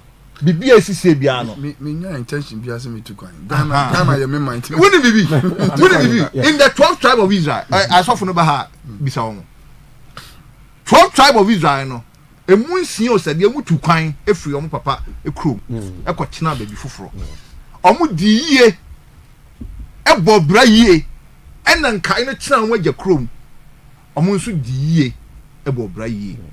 Na in the year 2000 something in Paju and I make catch Onyankopon say Onyankopon papa we ya be preach is our gospel we me just say I am a portion hey se Ghana na metena me di ya me bajo e ma me nko nkotena abochire na me nko say ma brabo ba wonnim se me ntini di ye wa Ghana ha bajo bie kwan and I'm into kwan ba what di ye so Ghana oh my baby na professor at the age of 43 then Onyankopon dey na obenya yes ma me nko his excellency fire outbreaks one way I have a pie say eja de yenya den ebetimi asese say de work can this be eja asese every o just say but say eja ase na onim say me work here me eja talk baby o care me na e was say ya craft fire tender efre bi abompata aswa na abaka me eja to konongo na say craft fire tender efre adwoso na be free adwoso ka beduru we na eja no no twen wana the state of even the national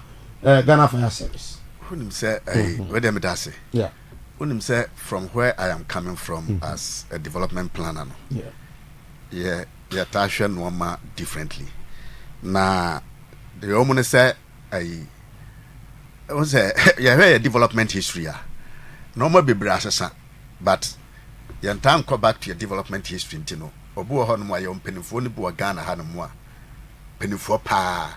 Miss yo mona me started the development history mo mom say and na ye nimu en na ya da so de ejina fa ko ya de atwam be 100 years kra ya de ejuma o say now 30 standard of living na na kra ka oh it be increase atwam be 100 years because edu baby and na ye be ka say o ka say standard of living when ya standard when standard until there is nothing like a standard be a was say me quiet and follow what after you settle on say it's rather about security of living say me ti honum at least minimum the basic china there but I was say me hope we say no matter the basic china no I was say be bitimi ma me den a survive wa ho the me chena and if I say if it is about security of living ya market woman in fact so am magazine dey one munim say what dey signature da ho ye shas ye wo ho no mo ye say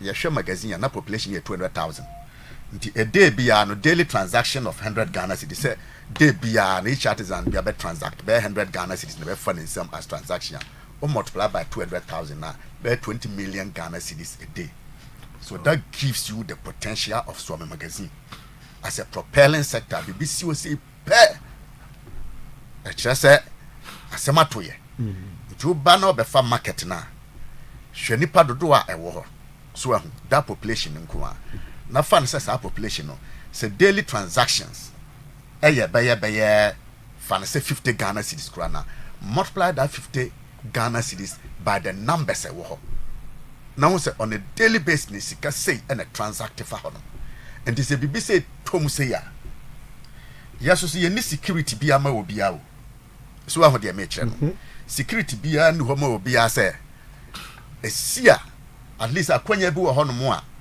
on the last me dey Bulgaria for ye be my illustration be ma wo ha say omo se wadwuma say ya say bia me wo he na me say madwuma say ya see ya ma me be 1 week me ko report to a local employment office me ko report to ho no mo a ya say maximum 1 week I was timi ko the next month no the band be say sika say na ya de ma madwuma mu na say menya band be start atua wo ka ko pem se ya benya adwuma foforo bi aye den ama so aho de meche no Guyana for na sinya omo de omo say ya che 100,000 ya nya profit wa anti ya che 100,000 Guyanese dollars at the citizen bi account so aho enti no baby a development na ecosystem ya no a development from below masses no you empower them physically and here one share bebre wo het me enti mfa no say bia baby a ya marketer or na business transactions course you be auditing nya sika ya di nko na at the end of the day na audit you ke bia okọ fire service ya insurance companies no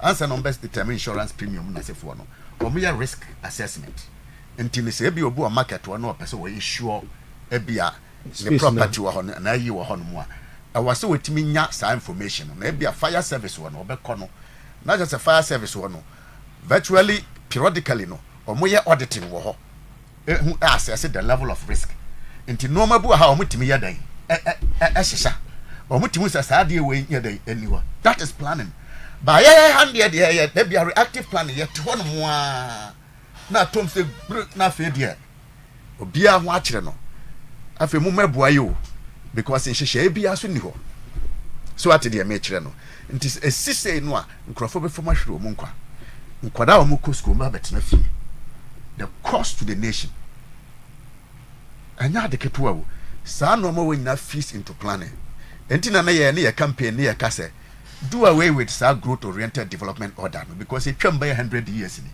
ya the macroeconomic indicators na dey assess it twam because idea ya ne say ya get taxes ya using it as a means of production beyond that yan twin will be a future enti population say ya Ashanti regional minister problems say wa Ashanti regional ha no and the only way of it measure who say problems and say your population wa Ashanti region by 2012 me launch book bo na make say mo hwa Ashanti region say 27 district 43% of the population it Kumasi abetna Kumasi enche bia very 50% currently 71% of Ashanti region population of 3.9 at Kumasi so space is less than 1% of the total Ashanti region space and teacher say chere was a development in happy baby because baby development ho na nipa ko. So what are you going to use to convince me say you can use all the indicators but some indicators a chum obia betna yeah obia betna ha and jai 1990 and gwase ka UN and gwase ka World Bank for nyina then they came out to admit say some model when they dey adwuma na mwaye because enjoy nipa ho and they say ya adopt human development and they say about human development nipa no enti u ka say ya campaign ya can tell say you can say fundamentals of the economy weaker the exchange rate expose you and only your fraud where your side the can say fundamentals weaker rural urban overseas migration because they say we are in a global village and do say obi adwane ba Kumasi say 71% of the population be Kumasi adwuma say na wa ha enti fa no say adwuma ba ko na jabetom say hwi just say obi ato says your fire service or doubt whether say or more unit now. I was a come qua some market way, many information periodically review. Dear night was in war. Norma Ben about more be a combustible and be crack can I bet my day at trigger. I brought for the Omias and woman. So that is planning. But only planning, no, we are no other country or more dear, yeah, as I assume based on macroeconomic indicators and as if for not or more connecting to the international I remember say capital I remember say international capitalist order no so capitalist order no dey ya dey benefit to omunko a enti sa leaders we move we start rejecting IMF sikan na say for no because they be on determined based on their omura beboa wo mu ba ya na dey ye nhwe dey beboa ye I can assure you say by 2050 Ghana population will be heading towards 70 million. Another Ghana on top of Ghana. Accra by 2040 population will be 10.5 million. Say Ashanti region Kumasi population a buru Botswana. Kumasi population a buru Namibia as a country. So share population dynamics na. Sa normal we mu nyina no. Yade planning but planning ye nyejuma. Meanwhile the funny thing is okoye history mu the first country in the world a prepared development plan, started planning Ghana. 10 years ago, Russia. I see. Yes, first country in the world. It is a record in the whole. 1990. The first country. Ansana Russia ever, Ansana India ever. In today's time, everything is about planning. And also there be a yaka planning now. You can't cycle. You can't project as a cycle. You can't policy as a cycle. In fact, I'm to free HS. You want to say, hey. And no case review almost a cancel because the entire case a cycle na say be beyond how planning how they call on the ground they perfect that at any point in time and there should be monitoring and evaluation. Now monitoring evaluation is a bit feedback lessons then the planning starts again in this market centers in Nasif when no there is always a regular planning because mo koye audit na take a fire service no there should be a whole who's an admo say or there is a whole unit or more research who baby one year aha be trigger see disaster beting aba Holland say we name the name Holland the meaning of Holland Holland the woman you know yes the meaning of Holland which is a hollow Holo just we are minimum. I think the only country in the world that were below sea level. Which means a sharp wasi. Until bibi trigger say pe a just entire Holland crew never have a share in Suasi. Until no more baby ya won't perform we yes I do 24/7 and managing soon said they are Vladimir Messi may be being trigger. Because a trigger country near below sea level, the country near Holo. And because of that, and so many women in Tino. Ama the whole world expect to tap electricity free issue until electricity so I want to boha depend on the development challenges no be expect so how it's a case of lack of planning right. I was Ezra 94.1 FM and of course Ezra TV the day at the Nyaba Ayuba Azongo or a development planner na Batinika my also very justice we are na bi mo de akose mo amanfui say NDC for NPP for utie kra de prof kan ya e akose say NDC for power na mo na na Ghana for bi ma say fama no nkosi so NDC power Ghana system more almost every time NDC takes over justice is it a bad luck the rate at which your market is something we all need to be concerned about. Is it a bad luck? And yeah, bad luck. Okay. It can, if you are thinking of being a bad luck, can you also see it's a sabotage? So we have your friend coho, but the point is say, and them go for Bible Belmont. Okay. Say, ubi esi obeshi marketer. O she market na hun say, o she gonna job adie. Okay. Usuti movie. Okay.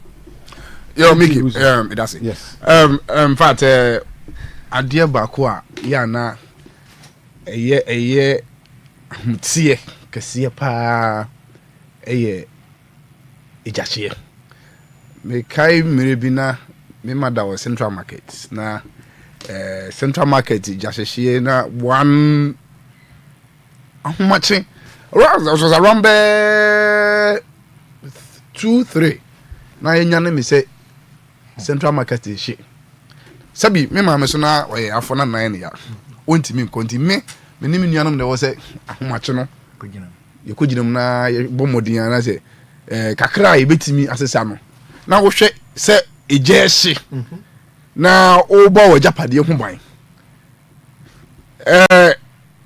ade a ya na ade abako wo mu ni say ye din komo nyina no ba bia madwen akosi yie didi kan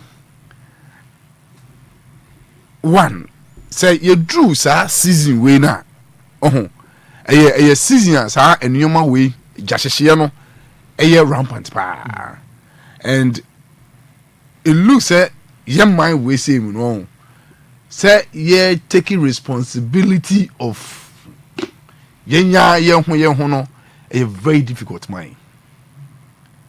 Ejasheshe say who trace the history of Ejasheshe na most at times this season. This season. So why should we sit na sadly way it keep on season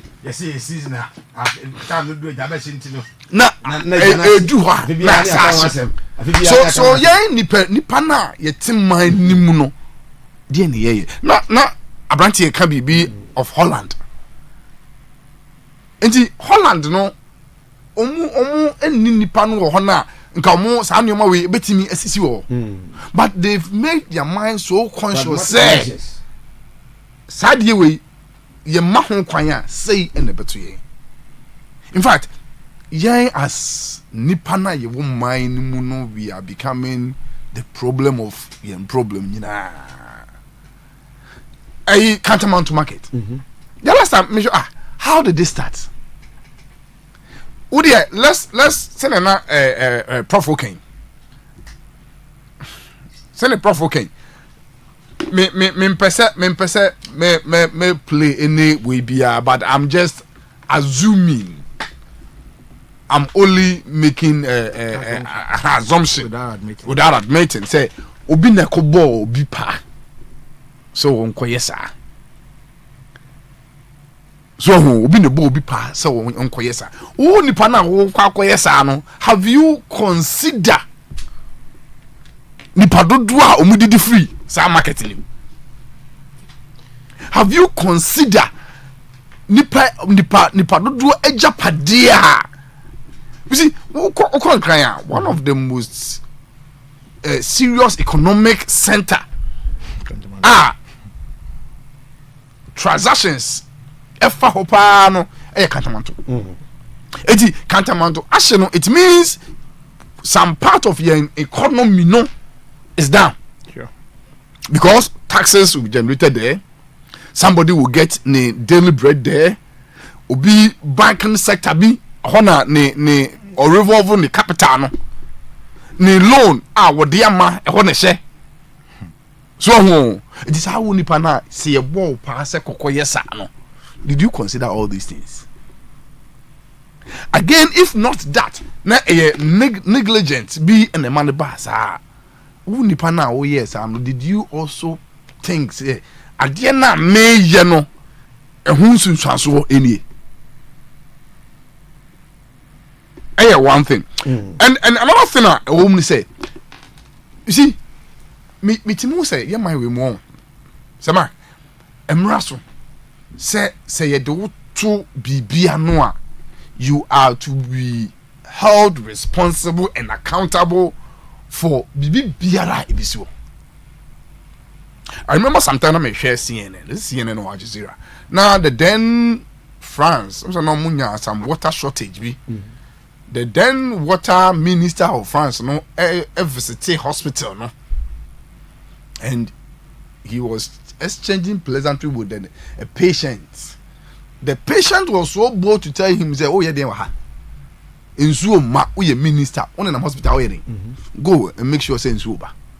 It is the same way. Say if you are entrusted a position, say the Jumadi be shown, so you could be shown, sir. It go beyond the name me your boss. It go beyond office now. Oh, and I'm taking this opportunity to tell the incoming regional minister. I wouldn't like say in my day discussion mempe nanu we nti onone will target. You have been given the opportunity. Make your name. Oh no, make it. Debbie. For instance, RCC. Meba. Samuel Mensa. Simon, Mickey. I wouldn't like you to go. No. Mickey. You see, when you try playing these scores, Meba, when you try playing this course, oh Mickey, Mommy, what I'm saying is, I wouldn't like him to place a score. Say, regional minister by you know. So if me that is what I mean by that. What I mean by that is another aspect. Meme can't being held accountable for your position. Okay. Being held responsible for the idea ones. Don't look back and say we are and say meme is okay.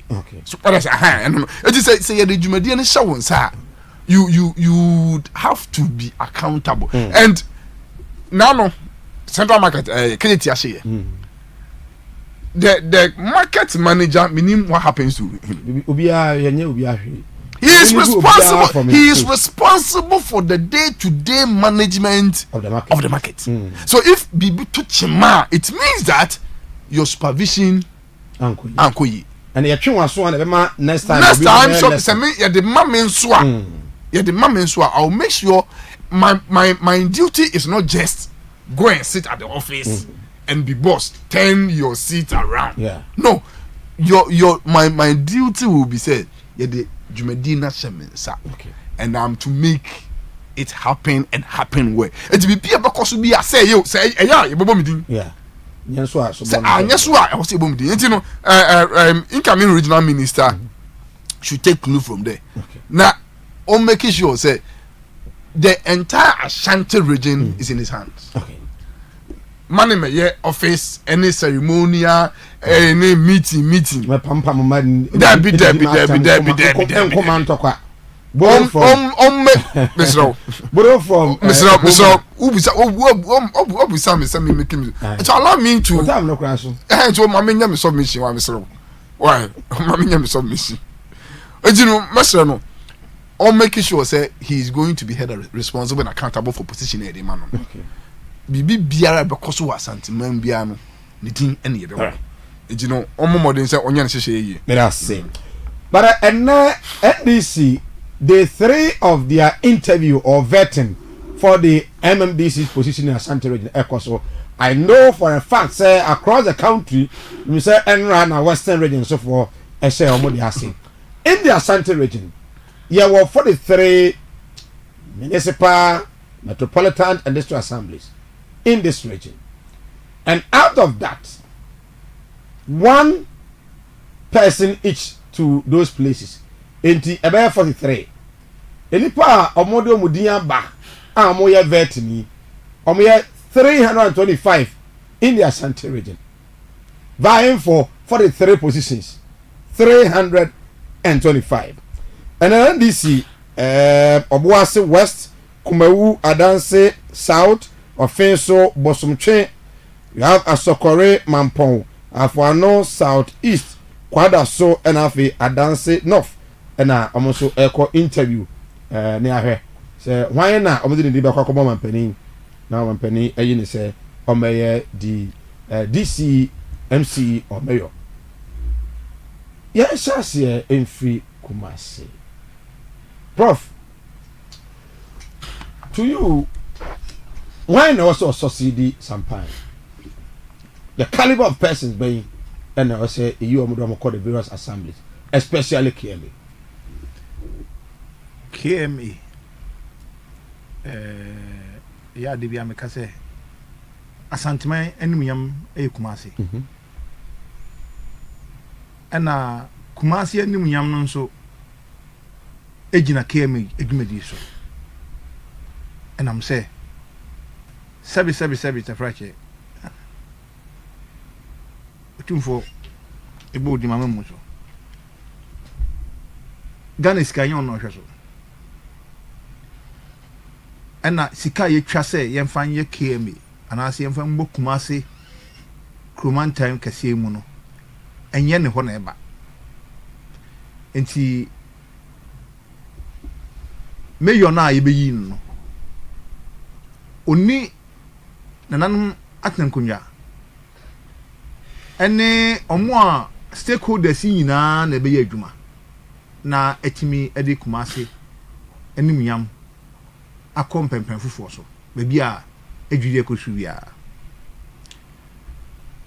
1 nimpa ye behia no se obeye KMA adwuma no should be obia 1 adwuma no otiase na waye bi nso da. Number 2, nimpa no eso onya ahobrase obi o wa ahobrase a obetimi any the ordinary person relate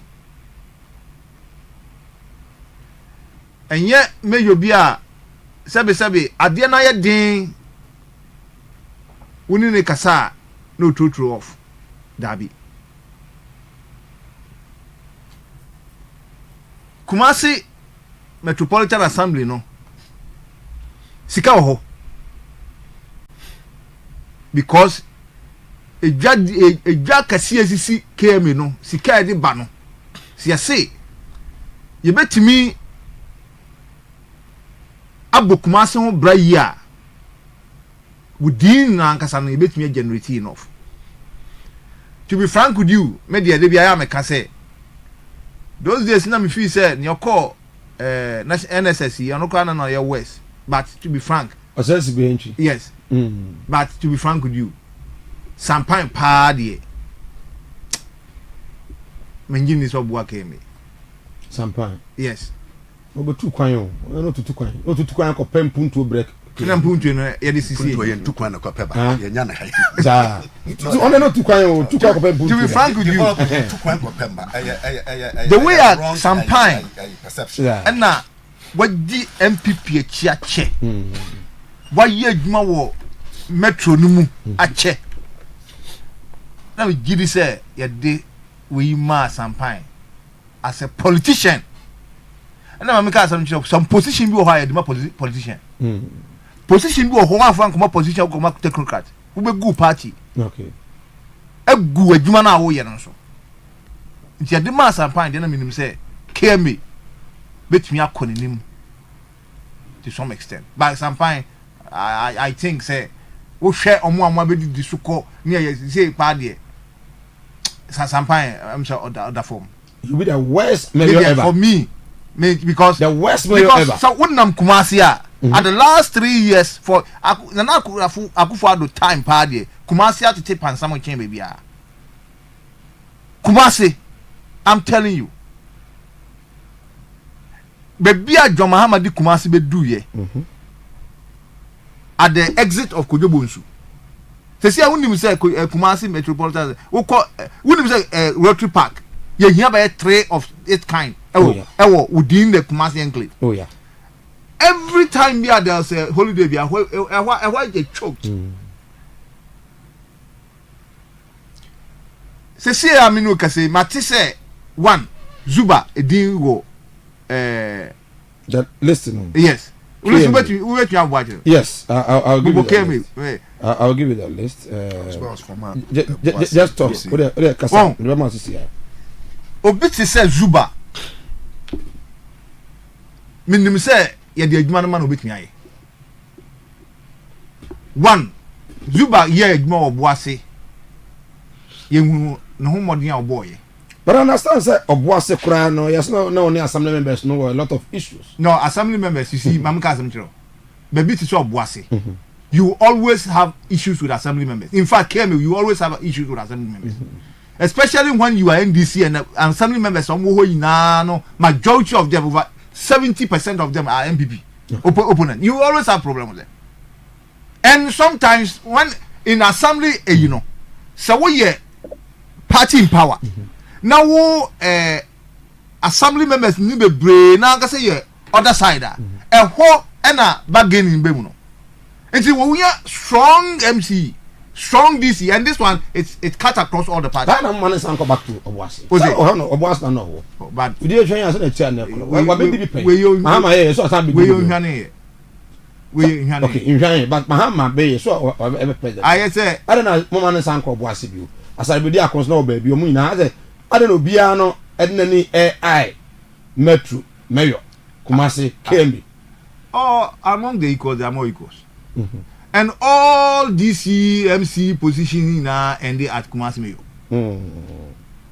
Oh no, channel. I say what shas here university now ya shas here with the exams officer and as a coordinator. And the highest you want to get to as a academician. Say ya nyina ye wo university mu ya shas here for assistant lecturer, senior lecturer, as a professor, e could be HOD again na ni na opese udi vice chancellor. University.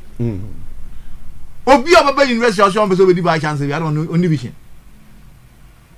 But at the point, one person will be. And you know, also in the assembly, this assembly concept. So I say Kumasi, I will pay DC now. Where the Bakwa, the flyers DC and I say metropolis with here. I say where we.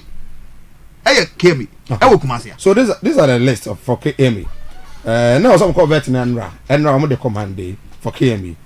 Lawyer Mary Nsiasare, Nana Sarbediakon, Joseph Amo, Richard Ofuriajimai, Buedi, that is Zuba, Martin Asamoah Etuahene, Francisca Edumensa, Kweku Boatin Daxon, PV Jantua, and then Henry Osakutu. The best person to you. In fact, so we share listener Benuma. I'm qualify. But to me, some if you say ye future, possibly Henry will be the last for me. Okay. Why Jumada like KMA why assembly member, yes, some bombs assembly man and all those. So he also know the system. But to be frank with you, say a year for a trade possibly it will be Henry.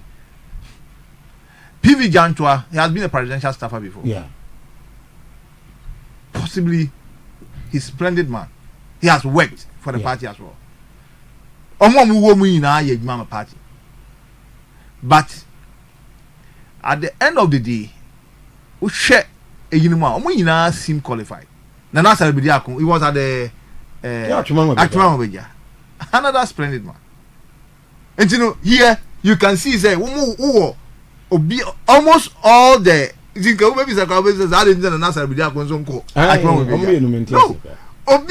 but the citadel of what do you call it? The region, which is the KMB. Okay. You understand me? But at the end of the day, Nipa ba company be. Topmost three. My topmost three, dear, possibly Zuba will be the first. Okay. PV can be the second. Okay. Nana Sarabediako can be the third. All right. Because the experience with me in the work of a municipal district and all those things, yes. But PV having been what do you call a presidential staffer before, when it comes to the administration of some of these things, he can also do. And the point is that at the end of the day, the region has a hand. Oh, so that's why they are doing the good. And we also need someone who can work with the region very well. Okay. Because party no KMA. And you know, and compare Obia Sebi, he will come antagonizing the region at the same time and the party. The party must progress. Professor Johans and Atenenka, so he tipped say Zuba ebetimi LED KMA for now, but the first three no Zuba and the top. Now the no the enkoye kura. Henry Sanko ko ya for the crew that was a municipal. Okay. My development consultant. Yes, Mr. Zongo. Yeah. The vetting of the MDCs and then KMA. Why the Sefata say the thing is, I've had experience with KMA. Region name the own say maybe the Hana Matna me consultancy in a Hana Miano and Timinim Hapa. Now met Maka as in the since I said for time run a bar mills. I was a mills time crowd. I am a government appointee. KMA. Okay. Now, the who you say. A bimu bedi KMA iswa obia no obia including a big regional minister CB near frame azongo ja ona why a lot of research in development region mu nti maye bibi na on the meso so me district development plan so as well nti na machiro so hwewe na even kra no documentation so me a lot of publications on that region, a lot of publications. Obon say ma send back na media ba chire we ha obon say so magazine me send market coverage Burkina Faso ya 34%, Cote d'Ivoire 14%. This all an industrial enclave na be 350 million market coverage.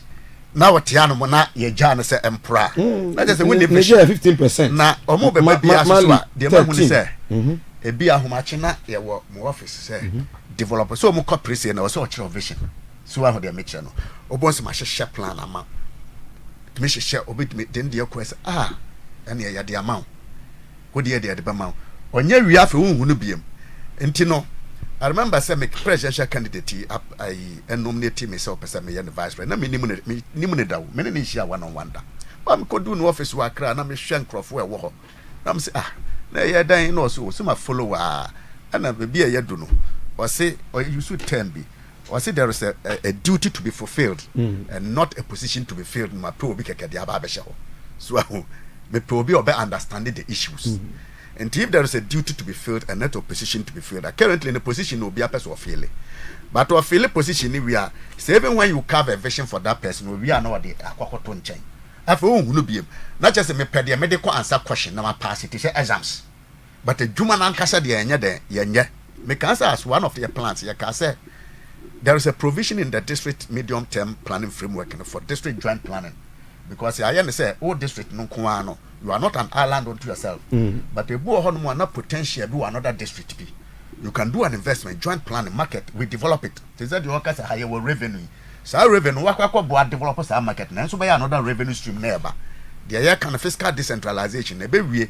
Now, crowd here this assembly common fund, so they implement 2 medium term plan. So I them. But a number of sudden engagement, one who say came a medium term plan when you be that. When you be that. Meanwhile, what to Kumasi here? There is a plan, a whole medium term plan. A young share assembly be a one idea. Yashi share Konya de Kumasi Befaso, Kumasi Puntu, ye way. None in our quack ya code ni na be we with na coordinating council na ko ayi but what was journalist kura no wonnim who be that so at 462 a govern district assembly to say Ghana constitution no a was assembly no meeting economic groupings and wo mutimi ye hihye economic groupings ni sa SMEs associate Kumasi aye dwadi la yi kura de kenye so easy ni nyina no yanya so how they make them just an assembly no obi ahun as a channel of development yes obi ko prayer no kwa position na sha okeke na make say there has been numerous times even a dumre be joint district planning ni be kura ma me say I say ohwe zoo be zoo ya ba be share ya outliving the usefulness because be zoo aba be share krum say bi ka baby sa no de ka nipa was say wo baby a nipa e ko e bia retreat be other recreational you want not just say and no ba be an adjunct to ho ntimi propose say come betima relocate we no allo bia ma ya relocate we to baby to say Lake Bosontwe so ahun them can say joint planning kind of thing we say baby sa no omo mbe ko lake ni bia no there is that attraction that can say obeko so ahun de me kire no nti ye be hihye be wie no timi me hu ne say to mo pre no de me hu ne say dodo na o de hwe magazine project ya starting as Simido mi anam kwatena dem chichiri bai wonim se Simido etimi koya anya such an international scope say Earth Institute Jeffrey Sachs they adopted the Simido as a case study because ye bibia ye original nti afeche no mo ma brofo no se na brofo no ba magazine apa just to come and study no mbeko yetimi ya connect so am magazine with a Ghana Chamber of Mines connecting you to the extent say no munya juma wo hoye a chire no ye hihye hihye bi say mining companies no ye no munya collaboration bi ye bibi de a community skills entrepreneurship and employment development just say ye baba mining communities no na establish something like a workshop ye chire wo mu omo de juma be mayo because a chire na ye nkrofo no timi come mining communities ya select magazine for no makọ welding works no makọ akoye no magiska enti ne ye be start mo ma ye dwuma na ye train mo nkrofo no e be wie na mo nkrofo no ye dai bibi wa ha no ma fix ama mo ya hye sa no ma nyina wo ho to me can say last year ho baby kura Ghana Chamber of Mines chief executive shada frame me ko no na mo no ma no e koso sen meanwhile wo de hwe adwuma we ya ye Danish government kura ba mu so one day at my ZBC so mo say mo transform so magazine mo transform so magazine because of say studies na year because of say coverage no the entire West African they will have to go and study West Africa feasibility studies be cover how no much because how so magazine can be positioned to be able to service the entire West African country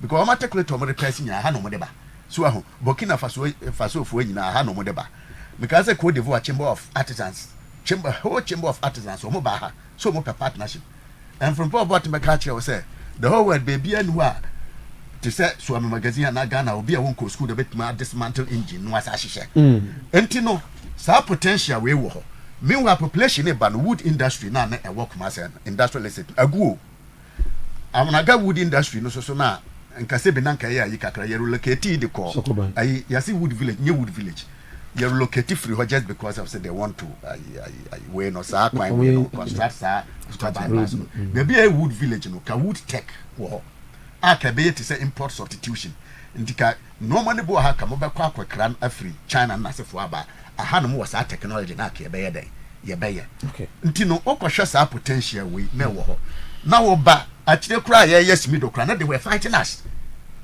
what would you make sure no nti no me say okobusa me say why na ye fit for sa positions na assemblies no make say kwan ben so no me fa so me hu so obi ade ne medium term plan na ye adwuma da because ka medium term plan na ye adwuma wo a wotie ka wonim de ye ke me obaye nti anya wo no vision say me be MC me be DC nti me ba we na pasa me ye sa medium term plan the provisions so e wo mu say o ma ye nhihye ni nyina wi so o mu ye public hearing ebi on beba market fo no o mu no mo hia o ma hu no me ha o mu this ka fa attendance go say be wie no plan is so comprehensive say so ko assembly ho o mu de qualify this assembly command fund to ko na wa bie the desk no wa yi di akire but there is that plan there into one said there is a challenge is a war no and then two say who is fit for that position make us say we part there was say at the national level omutimi a share district assembly concept here na omo cleansing here because population in Yama Megukuma. First of all,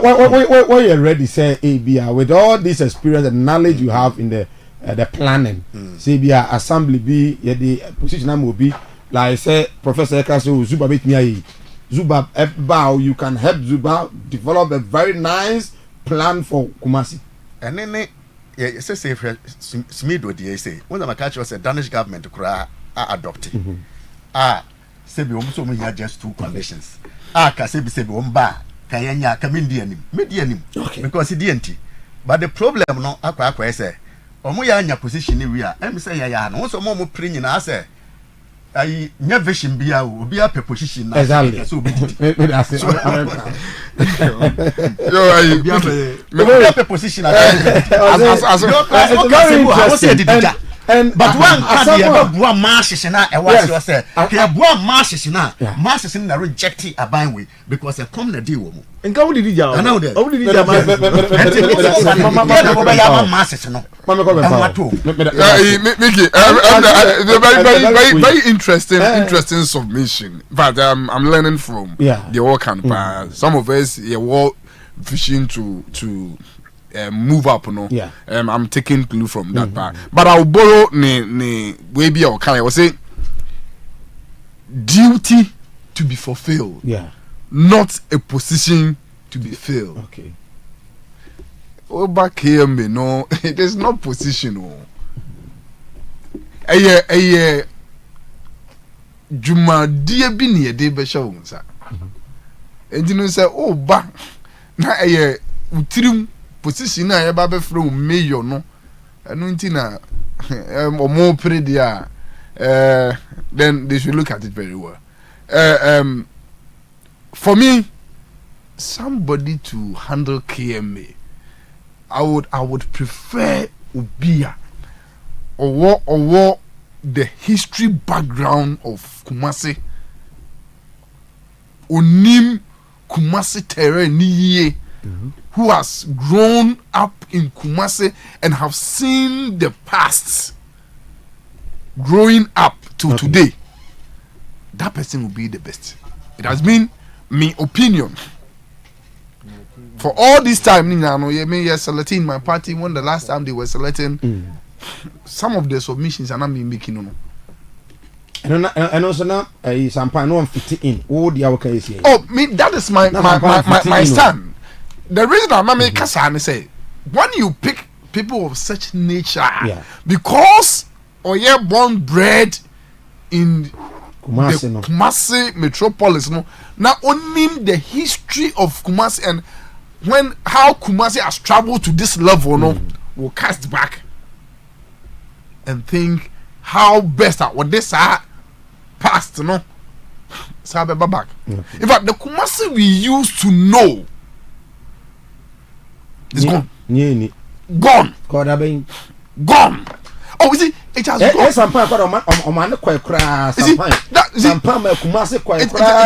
It is gone in the sense that we knew of Children's Park. Yeah. I remember from Bantima to Children's Park at my leisure time, I could come there, sit, relax. watch people, listen to some new man na ekoso no ne bie yani. Edi hali Kumasi ni akola pa say ye de glass be diamond because of fasa nyoma we nyinemu, so become eye opener. And as we sit now, some nyoma ni nyina is gone in Kumasi. Edi yen abayi so for bi asema o kai was pon ma o twere koma koruntufo yen chekere de nka fa ho bai ega yen nuanom NDC for na enya o appointment o mo ye ayi sabi yare ye kwatra ye mfichiri na nka ye siesie ho asaba nanso enam se ye United Kumasi no se ya mitim epura mitim ekoyia mitim, and for that matter it should be my concern. Edi nipa bobo mudin Zuba Martin come, I saw the performance tamano or Boasino. He wasn't bad. Good. So okay, no. To me, you should look back to Boase and continue there not all year. But to pick Kumasi million there, let's consider Obia or that background. No? Yeah. Send we can get Kumasi back. Oh yeah. NPP. Be frank with us. What will you remember Sampine for as a mayor in Kumasi? Sampine. That is why my assertion of looking at somebody will grow up within that Kumasi terrain. Okay. Honestly, if I will just be honest, if you ask me to look at what I will use to remember Sampine, very difficult for me, because as Mimi assertion when he was being appointed, no, I told myself, no, I've heard Sampine in Kumasi for so long, but I don't see him as growing up in that succession winner. Mimi, no, and for that matter, Sampine can remember Miswado na di we ha. Information. Let people teach you, tell you, Mickey, what was happening, Mickey, and what need to be done. There is a difference between experience, passing through with experience, and passing through with learning. Passing through with experience, you know, practical. For example, if Mr. J say, "Nyamiya don't know 4 years time." Then you come near ba near my mommy me 4 years time 2024 2029 you be mommy mayor of Kumasi because of my experience of Mahu Kumasi no will give me a practical work to do. What I say sometimes wasn't like that. So Obaka say the 4 years now the mass campaign has been wasteful. That is why I borrowed the saying of Excellency, the position, a duty to fulfill. I didn't see Sampine fulfilling that duty. He occupied the position. He only filled the position. Period. Thank you. Right, Ezra 94.1 FM and Ezra TV. In the next 6 minutes, I'll come to you. About you want to 0208340412 and I feel 0558620300 0558620300 and Cherebaho. Now I'm about picking some course now and but education minister.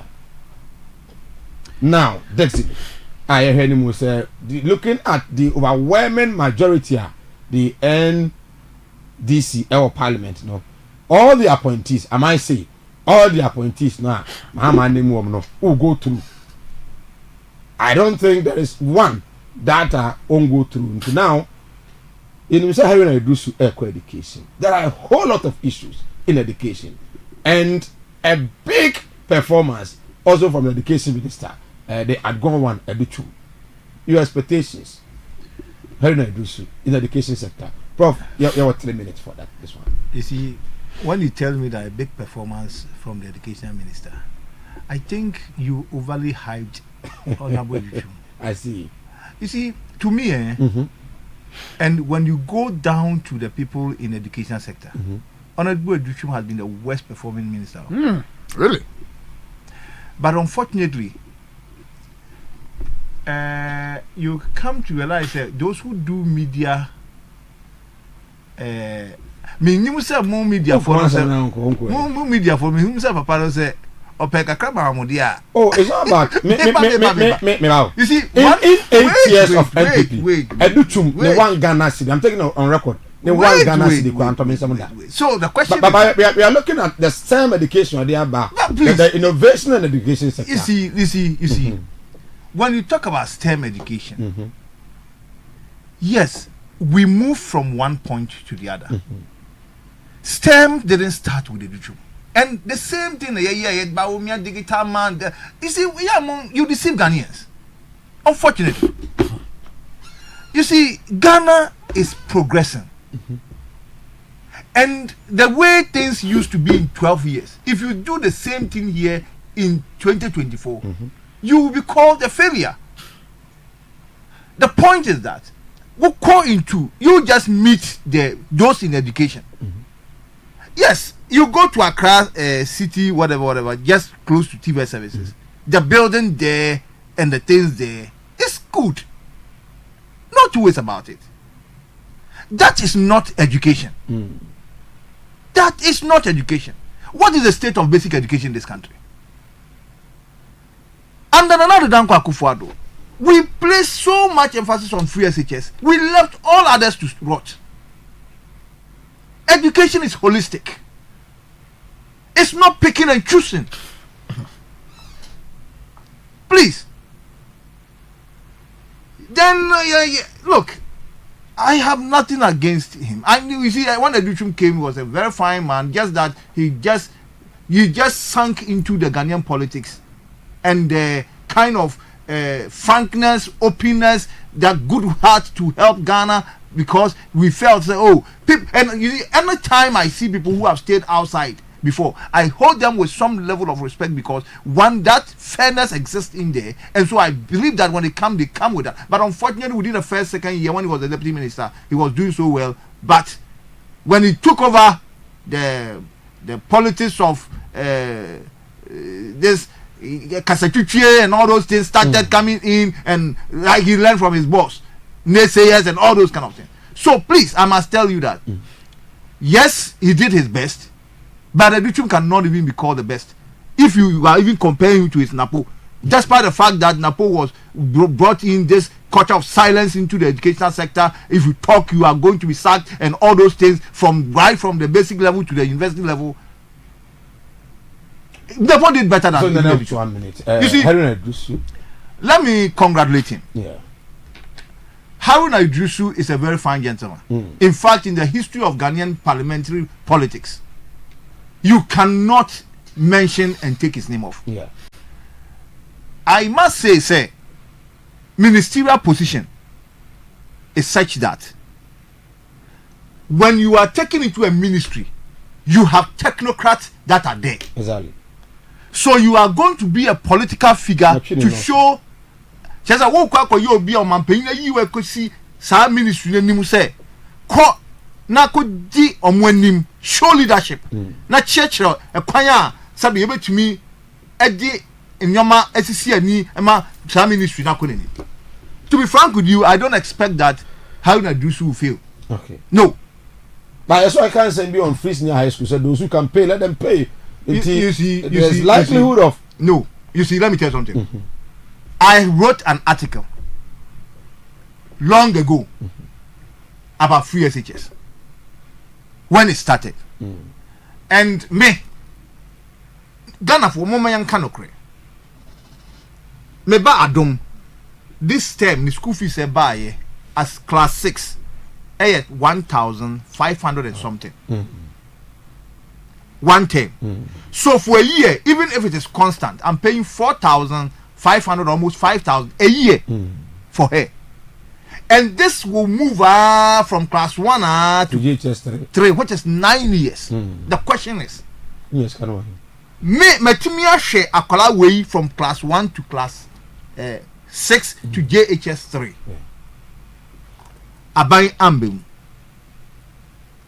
ekodu sa akola no ko secondary school a meba me akola no ko secondary school a me sa parent na matumi ahwe we nyina no magya ni nyina to aban no so say aban no nhwe realistically enam say free SHS and a year government campaign promise na anu na yakofa na pokoto ho a ekofa culture of silence by university ne almost all the the truth of the matter is say free SHS needs a review. Okay. The new review no here no enye nimpa ba ko na nkwahye dan mu enkoye review enkoye research bi mama to say me tie mo kasa ma review no mu asa mu nyina mo kasa mo yakọ say review no ebi ntua bi that is what you want. You see, that is not the review. But if the review Ghana for ina ba be ka kire say medidi e wo fie ena me back to school onima duane o die enu nti no se meja as a jania na ma me ho beto me se me medidi awie no me ni enko wo me ba chi se me be na the secondary school we didi ana se on didi ye ena me se me di me ba di akoto aban so na sa awofo se metimi aye we ya boa e ma sa police na koso ena me se ya ye educational stakeholders meeting parent aba teachers aba stakeholders in aba na aban so aba mu bi no say when ye ina aba ye na say be ye asomanya why can't we do it that way? Thank you. But you see education asem no so ko kana say ya na what talk ma de na ko ye no when na guys how the best next week will come Mr. Nyaba mentio I think that you no go to education mentio otubo make a statement to be the statement say person or the ho beto politicians for development in the region. Touch on that just a minute or two but na rapport for course education and anka ho hiam kakra but next week we will look at because of then next week we because yeah na to be a charisma na dey determine so be aboadwuma somebody might have the charisma but we are indicators ben or the assess education no ya aboadwuma and or hit basic education level na da me hu say yes ato aban no I past questions past 68 million at the mass students no sada no me because man you past questions and share that as our course yo mami ka no we on because we on former year kan so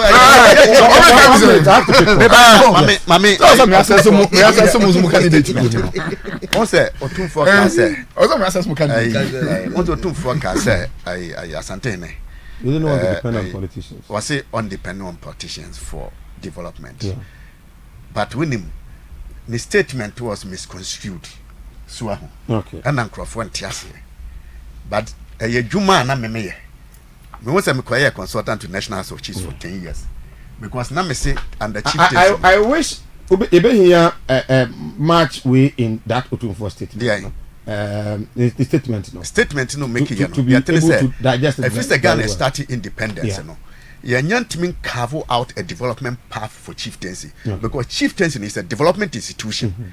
Yandebia I say development is structural, I say structural, functional, then the activity.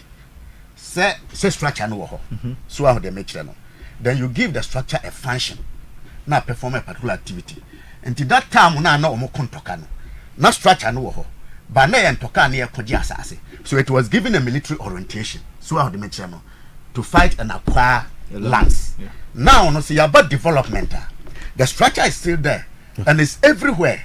So give that structure now a development orientation.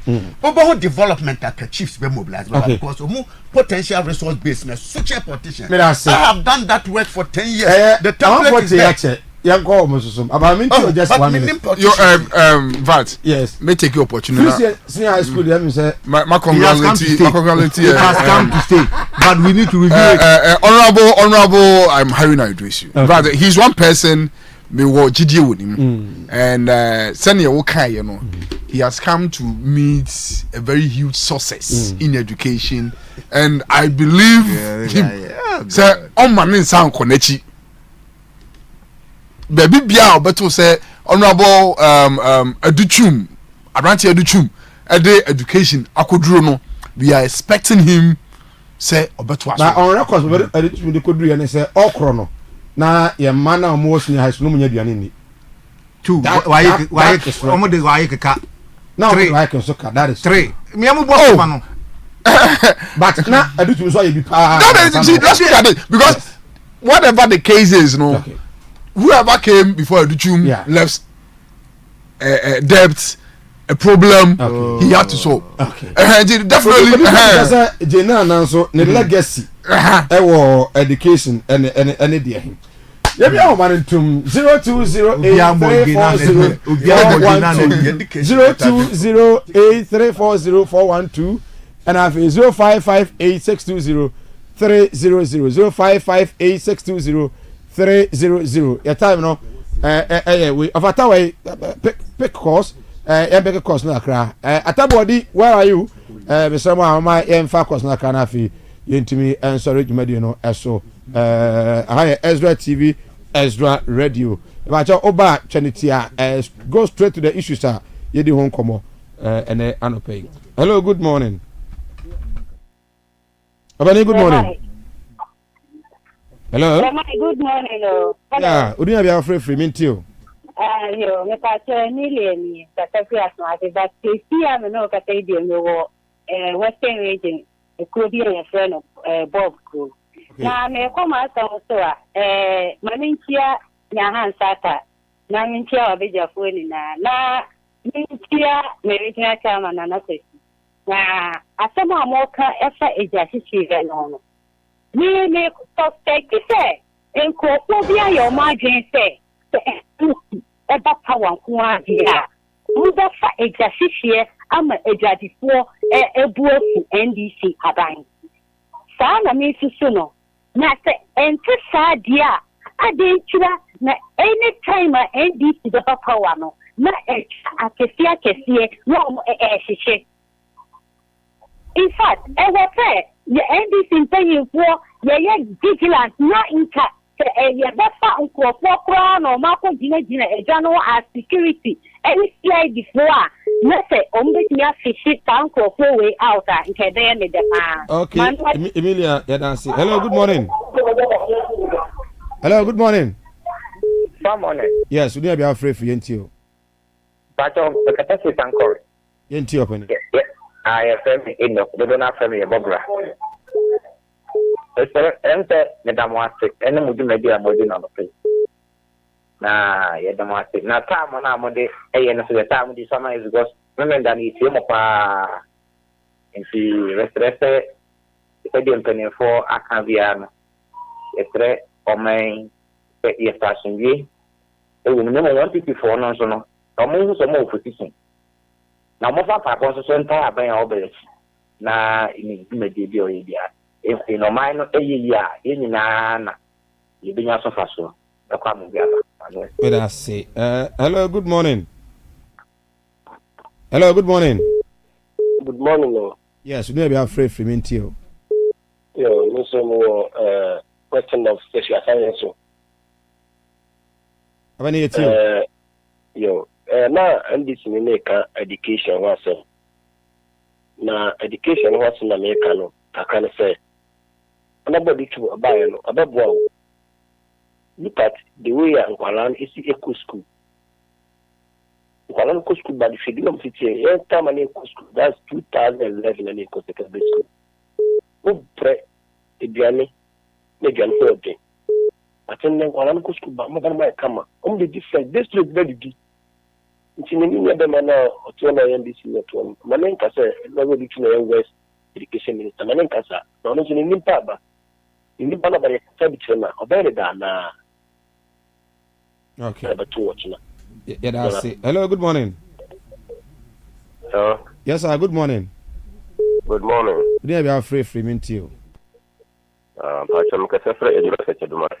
Okay.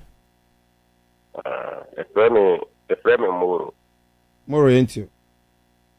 Pacho mamemba sama moja ya tijana mikwaje chishiano so waho mami bia ofrese tambia NDC bebe power na education mweshi so majuma no NDC for majuma no ọmọ plan sẹ so ọmọ bọ di ọmọ anya ẹdọ ọmọ ya ọmọ fọ kwan bi a ọmọ nya Ghana sika di ẹni tí mẹ sẹ di ṣiṣi ayẹ ho ẹni sọ ọmọ ha dùmọ no so ọmọ nyẹ sẹ a ọmọ nya Ghana sika ndi ẹni tí ọmọ afa sa plan we sẹ ọmọ yẹ dẹ ọmọ shi Ghana di nyina na ọmọ anya Ghana sika yẹ dẹ adi nti ọmọ adwuma no nye obi a ndi sefo na yɛ saa adwuma no nye ndi sefa hɔ na ɛbɛyɛ na adɛ na MPP ti akonnwa no so saa de wɔ ɛmba so sisi a ndi saa ba paa no wɔn sɛ de Ghana a ɛkɔ adɛn adwumbɔn ba ne no nti yɛsrɛ MPP fo sɛ mo yɛ nyɛ ano nyɛ baako ɛde kɔ 2023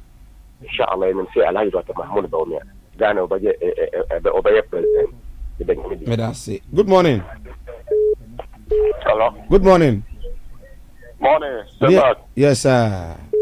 Oh, for me. Ujam. Arabo amani. Bema Over boko de. Boko. Then yamias. And now stories are my na. Me de one for the social stories they many you home pa. Sure. Near Oka eba fire service attendants no hono. Yeah. Kakra me kani. 2010 2009 and up miss extra self diba me kata mo no breki tema sna mo ho tani bi ka asembi some machines na emergency cars me ba esa al again some why 10 years yes no tema me do me bisa say the 2010 kra me ba na me memory can me na say 10 years ya 2020 na second to be yes no etim panifo no mo ntiri common sem ana say aye fibuada o ka si ape ya ora obenya problem dia they say any service we be timi aka yansem ye be say omonhwe no momoa nim fi giro mo pepper from our na o be do oboa for instance oboa se sebo oboa municipal oboa is ana approve district town 3 guys they say abe kodumja kwa na inji break here e je si ba bi na tani ya break it took from last 4 year omo dia wa dia na oboa se akunya accident e ma nipa free ewuye on betan kono ko fa ba di dia a condense fitam e de bre e ba oboa se e je simple phone so omo hwe oboa se ni kowa the say ji fo nya problem minds mo a na fa ya si ba dia na se from last 4 so nya fire yeah and oboa se bi etito the free state make gas station so che won sia e oboa se ha e but phone ya no mo di dia so na ikile me da se be ma ba. So, me da say, hello, good morning. Good morning. Hello. Hello, good morning. Okay, mental 0558620300 0558620300 and I say 0208340412. Hello, good morning. Hello. Mentonka. Right, and you're not far for no AC. You got me pick mentonka. Hello. I'm here. Hello, good morning. Good morning. Okay. Yes, we have afraid from Mintio. Hello, good morning. Yes, sir, Mintio. Pacho, yes, very well. Okay, Mintio. The name of Juma, more Ghana. Na the American say that Yango passes so ama payina and so adi who want so ah wo me bu nwa gane wetimi aba ye di ya bi nyina to da man ma ya mana kwaba pasta to obo aduma na ka na kan say abadan chira yi enkofo wo be ye DC ye yi ni pa 20 na jampa info na fi ma ayi nsa ye ba ko Jikakra na kan say the baby dia no yeke. The baby dia no ye nyina support no. Na ye ntimi lebe e mo aduma e wa pa benchira. Yes, ya said the ya. Me da say. Last caller, good morning. Hello, good morning. Yes, sir, dey be afraid from Intio. Those who don't pass it. Okay, Intio. Hello, Kobi, Intio. Okay. Far for no AC. Hi, Ezra 94.1 FM and of course Ezra TV. Me din edit say Mike na ya sorry so na fi so for penny and so edi nyame sem kron abɛtoa so ɛde ama mo tike ɛba na ɔde sɔfo aba na afei nyamesɛm krɔgyen ɛna papa ɛde ɛbrɛ mo ɛnɛ Throne of Holy Trinity Worship Center. Sorry, on your radio, Throne of Holy Trinity Worship Center. Ewo Fiyase Pentecost Junction. So Penny Reverend Joseph Ofori, Eja Ofori, and so Nyamesem Eba Betwa Moso. Yako briefly, just 30 seconds each now. Yako Prof. Yako, I mean we so well. Now I heard him say next week we say baby you know. Na oye appointee. Okay. Na University Teachers Association of Ghana. Yeah. You paying for. Yeah, me I can chapia me can medano kumasia. Okay. Young congratulate Honorable Haruna Idrisu. Okay. As a Minister Designate for Education. Yeah. Yebebuano. Okay. He will succeed. Okay. Me that's it. Yes. We the media in Cranston am the mama party for. Na ma say reconciliation processes are ye frase no. Ye nyina ye mfa akoma pa. Blame no dey ye twe mutan we say blame bi but we blame na you accept it. Blame no do ebeboy na you looking forward. Very soon them say the committee are ye no will start touching down, you know. Almost so we will expect them say bibia be can be no omo fa na kuma pom no muntie no monstro na yentimi implement say na be ya 2029 no na say yes we that's me dia make appointments no yeah omo profile no dey ba no omo dey educational credentials in dia nim dodo but this time no ya the omo fa ni anim no se nipa no ba dia no waye education personal achievement. Education education is just like an instrument, but what the bay achieve will be into bia way and son now they are no better to and find ni anim. And as this time I make advice akram de ma or they need more thinkers than experts. Okay. But I say Nyaba Ariba Zongo is a former 2024 vice presidential candidate at the independent candidate Chumberema or a development planner. So and a professor Yahans Atta a senior lecturer or a dean at the mathematics department or Amstead, a senior member of the NDC and Afi Ofori Bempa and so Otenenka secretary NPP Bantima constituency. Within Edison, my production has been of Atta Wadi Afi Rubin Nation and Opoku omina boy me de djumade no etumi every way Ghana te senya me adomo next week obesan ati enka me sorry amatike ene eja ofori enso nyamesem ato amoso on your radio. Until then, have a good weekend. Yakrao.